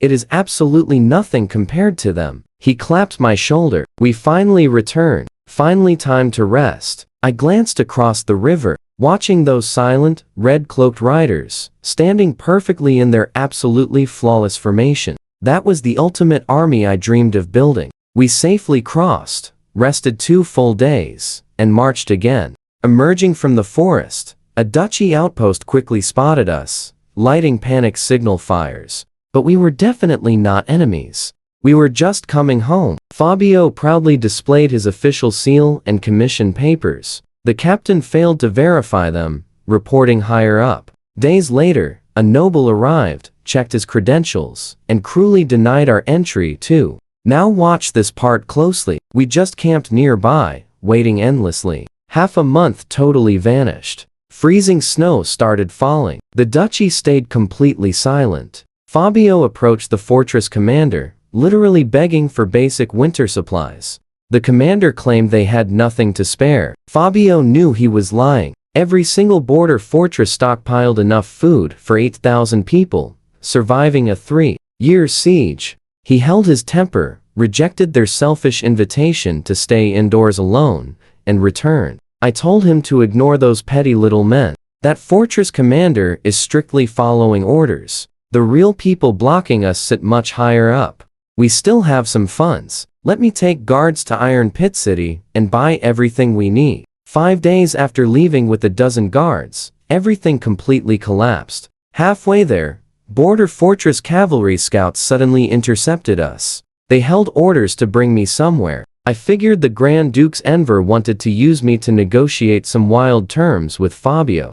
Before I could even answer, mysterious figure literally exploded from those dark shadows. In mere seconds, several shocked riders were instantly struck down, without raising one hand. I instantly realized this guy was an absolute professional combat specialist. I ordered formation and grabbed my emergency signal flare. The insanely fast attacker knocked it away before I could even fire. I know what you are thinking. My veteran guards stood zero chance against this phantom. I barely fought back before getting totally knocked out cold. I slowly woke up trapped. The silent guy completely ignored my desperate questions. He avoided hurting me further, but thoroughly searched me, literally confiscating every single hidden tool and weapon. Every single day, his laced food and water kept me entirely too weak to move. Time vanished. One morning, he dragged me outside to watch the distant horizon. The Iron Wall Legion was absolutely storming that massive border fortress. A hooded man casually crouched beside me. Highly effective, right? Hearing my silence, he just laughed. Clever, kid. You finally figured out why Sir Fabio had you captured, right? He desperately needed an attack. Reason. Your tragic ending gave him one. I quietly replied. You serve Count Abin. You are eliminating a huge liability. Fabio never ordered this. He is way too soft. Everything that happened while I was gone finally clicked. Fabio obviously sent Duvian searching for me. They found fallen forms. My guards were ruined, but clearly our people. One fallen form was roughly my size. The evidence perfectly blamed the fortress cavalry scouts. Whether Fabio truly believed I was totally gone or simply needed an excuse, the ultimate result stayed the exact same. He gathered his officers, asking who they were. They fiercely roared back. The Iron Wall Legion, he asked. Whose legion? Yours. Then he dramatically explained the massive insult. No supplies, absolutely no campsite, no movement permission. And now, his loyal people were being cruelly eliminated. He dramatically drew his sword, asking what should be done. Fight, they screamed. Next morning, the Legion completely smashed that border fortress. The garrison stood zero chance. Watching helplessly while drugged on that hill, I finally realized this massive, inescapable trap. We just witnessed pure genius. Count Abin rigged absolutely everything for Fabio's explosive attack. It gave his son massive influence and forced the duchy to negotiate seriously. But Fabio would never attack his own people without good reason. So Abkin's agent snatched me, faked my passing, pointed the clues at the fortress, and let Fabio's anger do the rest. Stick with me, I was the ultimate loose end, knowing way too much. A clever pawn who you and I know could easily become a massive threat.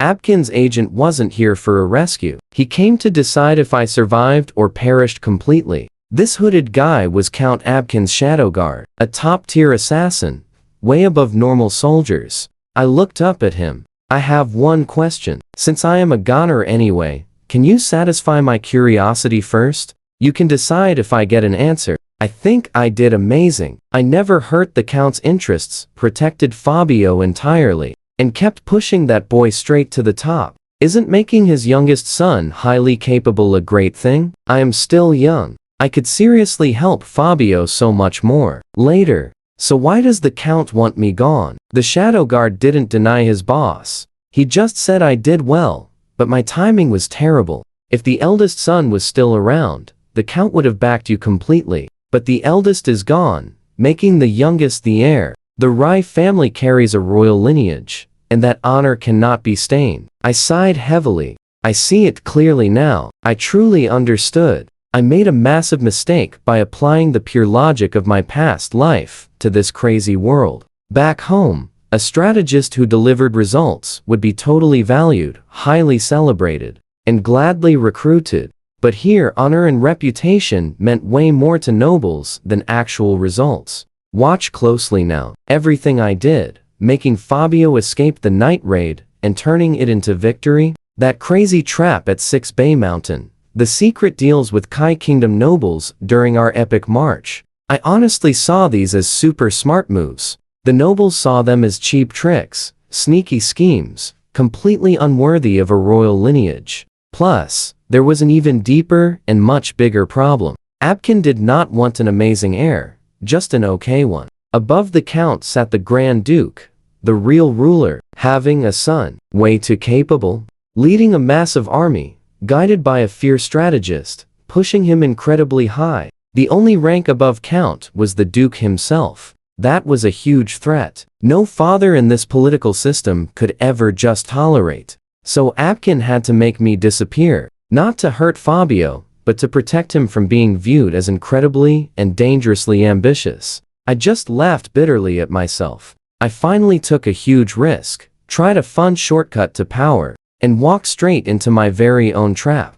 The shadow guard noticed my cynical smile and asked what I just figured out. I closed my eyes. I didn't feel like explaining political theory to someone who just wouldn't get it. He caught my meaning, his voice turning freezing cold. I satisfied your curiosity, so now satisfy mine. I know what you're thinking. My eyes snapped open, and I actually laughed. So your orders aren't to finish me off? Wow. Let me guess. You're supposed to send me to the Billy Kingdom? Why not the Kai Kingdom, you little country bumpkin from Splitstream Bay? I froze for a second, then completely relaxed. Obviously, if Abkin planned this, he had thoroughly investigated my entire past. He knew my real identity, a commoner's son from an enemy nation, not some Billy or Knight's orphan. I just shrugged. Either country is fine, I can live anywhere. The Count said to let you go, but he never said you had to leave unharmed. Missing a few pieces, he really wouldn't care. I cooperated right away. What do you want to know? Why the Count spared me? Why you suddenly kidnapped me? Why he framed the border garrison? So I explained everything. Abkin couldn't end me because Fabio had sworn a magical oath on the Rai family name to protect me. Breaking that oath would ruin the exact family honor he was desperate to protect. The kidnapping and framing served another purpose entirely. It gave Fabio a huge reason to attack the fortress. That act of rebellion would become a mark against him. The Grand Duke could punish him lightly, while other nobles would think Fabio was just hot-headed and totally reckless. That perception would actually protect him. Nobody fears a fool. It gives Abkin room to quietly maneuver his son into the heir position without alarming a single soul. After finishing, I offered 2 parting gifts. Tell the Count to keep the Iron Wall Legion completely intact. It will become the true foundation of Fabio's power. Then I stared at the Shadow Guard. And for you personally, you are a shadow, knowing way too many secrets. That is a dangerous spot. I highly suggest less curiosity going forward. He scowled deeply. Worry about yourself. I am taking you to the Billy Kingdom. Behave on the road, or I will remove your tongue. Do not show your face here for 10 years. If you do, this duchy will become your absolute end. I nodded nicely. 10 years? Sure thing. But in my mind, I figured 6 years max before I could absolutely crush this guy with my bare hands. Over these past few months, trust me, and I know this crazy story isn't over. I used 37 bottles of cultivation medicine, including secret items from Kai Kingdom trades. That is enough to push absolutely anyone to Knight rank. Let's dive in. My body was getting insanely strong, but I still could not feel any battle aura. I had 2 main theories. Maybe my young body, meridians, and organs just were not mature enough yet to generate that aura. Or maybe my modern, logical soul from my old world just could not accept this universe's mystical cultivation. Some part of me still thought this was fake, blocking my progress. Either way, I was absolutely getting stronger with every single passing day. I honestly was not worried. That 10-year exile, I hardly cared. By then, I would be a grown adult with my own huge achievements. If the Billier Kingdom treated me fine, maybe I would stay. If not, I could always return and ride on Fabio's coattails later. This game was far from finished. 3 solid months of endless walking. That is exactly how long the Shadow Guard took dragging me across the Wary Duchy and into the Billier Kingdom. By the time my boots actually touched Billier soil, winter had faded and warmth returned. He tossed me a small bundle. Inside was some dried food, a little money, barely enough to survive a few months, plus a carved wooden dog token. I had to show this at a spot called the Mozong Tavern. Someone there would guide me to my new assigned home. I had to stay locked in that specific city for at least 1 full year. Now, pay close attention here. If I ran, he would hunt me down. Before he left, I asked him 2 very important questions. When exactly does this poison wear off? And give my weapons back. They are from my teacher. He just glared, stepped away, then returned and threw daybreak and the great bow at my feet. I really do not like how you look at me, kid. You are not nearly as smart as you think. These weapons mean everything to me. I am broke right now, but when you check on me next year, I will repay you, he sneered. The drug fades in a few days. You will get your strength back. Then he vanished. I wiped down my sword, checked my bow ring, and hummed a happy tune. I did not even try running. That nasty Shadow Guard was probably still hiding, just begging for an excuse to strike me. 1 hour later, a gloomy guy walked in, checked my token, and ordered me to follow. We navigated through gross, narrow alleyways straight to a super run-down spot, the Mozong Tavern. He shoved me into a dark basement room and vanished. Looking around, I instantly understood. That petty Shadow Guard literally threw me into a child smuggling ring. This was a dark holding station where stolen kids waited to be sold off. He was definitely watching somewhere, just laughing. I sighed, ate my rations, and slept while kids cried next door.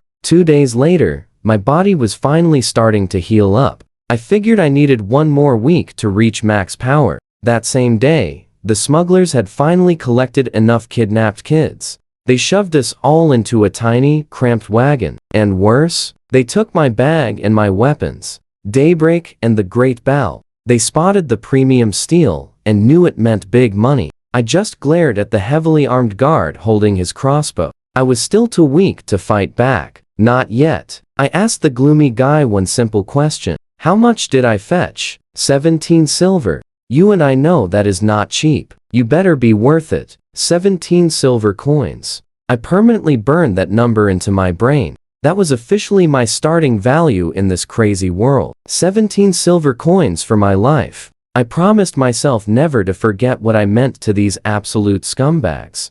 Listening to the smugglers talk, I realized we were heading to a baron who bought young servants. The brutal trip would take 10 days, stopping at random towns to sell children off to literally anyone who paid. I was too tall and looked super hungry, so 0 people bought me during the first 2 miserable stops. 5 kids got sold, including 1 girl. I stayed totally calm. I ignored every single punch and insult. Why waste breath arguing with doomed men? In 7 days, my full strength would return, and then these guys would simply cease to exist. On night 5, the weather turned horrible. A massive storm was brewing. The smugglers found cover, pitched their tents, and started drinking. Late at night, my eyes snapped open. I slid a tiny wire out from my boot and perfectly picked the lock securing my heavy ankle chains. But I did not rush the wagon door. Instead, I reached deep into my coat lining and pulled out some hidden strips of dried meat. I chewed slowly, getting my energy back. Then I grabbed something else. 2 solid steel spikes, exactly a foot long and super thin, hidden right in my seams. A kid beside me watched in absolute shock as I pulled them out like a magic trick. I pressed 1 finger to my lips. Just stay quiet. I crawled silently up to the wagon ceiling, holding myself up with 1 arm, 1 spike between my teeth, the other aimed directly at the heavy wooden door down below. Suddenly, screaming erupted outside, plus intense cursing and clashing steel. Someone was ambushing the smugglers. Before I could even move, arrows smashed right through the wagon walls. They hit the huddled children inside. The panic screaming instantly became completely deafening. I whipped my head to the side just in time to dodge an arrow piercing exactly where my face was. When the door swung open, someone checked the mess and swore, "Slavers, not cargo. Trust me, you will want to see what happens next. Stick with me here." Our main guy is holding his breath, hiding perfectly on the dark wagon ceiling. The bandits complain outside. They expected a huge score, but found nothing. Time to pack up and vanish into the heavy rain. Their leader coldly orders a giant thug inside to eliminate any survivors. The massive guy squeezes through the door, swinging his huge sword ruthlessly at absolutely everyone. One brave kid who watched our hero hide earlier is barely hanging on, reaching out a shaking hand. He begs for help. The giant thug spots the pointing finger and turns. But our guy is already dropping down, landing directly on his back. Our guy drives his steel spike into the target. The huge bandit freezes completely and collapses to the floor. A second bandit at the door freezes in absolute shock. Before he can even yell, our hero grabs another steel spike and throws it incredibly fast.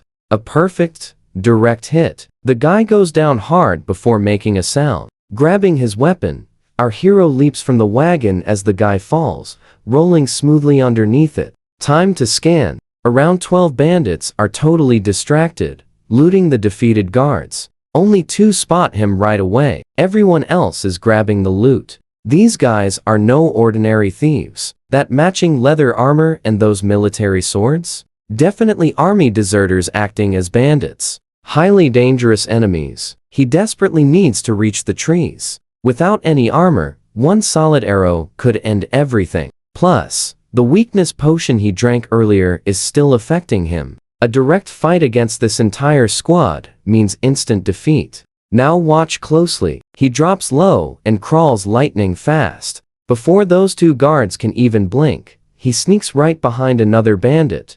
A quick spike strike takes him out. He instantly spins around and snatches his sword. Pulling the spike free, he strikes again and powerfully lifts the guy as a human shield. Instantly, 2 flying arrows thud right into the heavy target. Our hero is already moving, rushing another bandit. He twists his sword perfectly, disarming the enemy, then finishes the job with a lightning-fast strike. Another human shield secured. But wait, look at his back. That is Daybreak, his legendary sword. This thief actually stole it as a prize. Tossing the borrowed weapon, he draws Daybreak and swiftly ducks behind a tent, completely vanishing from sight. He plants his sword in the ground, grabs a discarded military bow, and snatches arrows. Holding an extra arrow ready with his grip, he knocks the first one, then kicks the human shield he propped up right out into the wide open. 3 enemy archers were waiting. 2 immediately fire at the tumbling decoy, while the third eagerly draws a fresh arrow. Our hero steps out left and releases. 1 archer falls instantly. His quick fingers magically flick the spare arrow onto the string. Before the final archer can even aim, his second shot totally takes him down. He tosses the bow, grabs Daybreak, and bursts around the tent. But 2 clever bandits actually anticipated his move, jumping out to block his escape path. Skidding to a dramatic halt, he creatively kicks dirt straight into the right guy's eyes, then powerfully clashes swords against the bandit on the left. Before the enemy can push back, a fierce knee strike drops him. As he doubles over, our guy finishes him off instantly. His right foot sweeps right into the blinded man's leg, dropping him hard. Spinning around, he defeats him with 1 epic strike. The trees are so close. He sprints forward, but suddenly a random guy stumbles out of the woods, fixing his pants. Talk about terrible luck. He strikes the guy down without even stopping. But that tiny delay costs him a precious second. Hearing bowstrings snapping behind him, he totally twists the falling man around as a shield. Multiple arrows slam into the target. You feel that tension, right? 2 more bandits block his escape entirely. He fights back using absolutely everything. His sword skills are way better, his experience unmatched. But the weakness potion draining his energy means he cannot finish them quickly. More bandits surround him. Minutes later, he heavily leans on Daybreak, completely exhausted and sporting painful scratches. 4 more guys are defeated, 3 wounded. Bandits hang back, far too terrified to attack. The rest stand safely away with crossbows aimed. An armored man, clearly the boss, calls out loudly, "Kid, you must be from a wealthy, noble family. How did you become a slave? Did your family fall? You have incredible talent. Join us. Someday, you might inherit my rank. Live free. 0 rules. Become the next bandit chief." Our hero just spits defiantly and boldly waves him forward. "Come fight me." He knows he is exhausted, but plans to take down one more guy. Suddenly, a nervous crossbowman speaks up. "Boss, let's just shoot. He defeated way too many of our brothers." The leader instantly slaps the guy. "Did I ask your opinion? Ending him loses us massive money. Certain places pay top dollar for noble kids. Take him alive." Suddenly, they toss a heavy fishing net over our hero. He cannot dodge or cut through fast enough. They swarm him. Fists and boots are raining down from absolutely every direction. He completely blacks out from the severe beating. Once again, our hero is captured. So what do you and I learn from this? He claws his way up, just to get dragged down. But he is still breathing, so the game continues.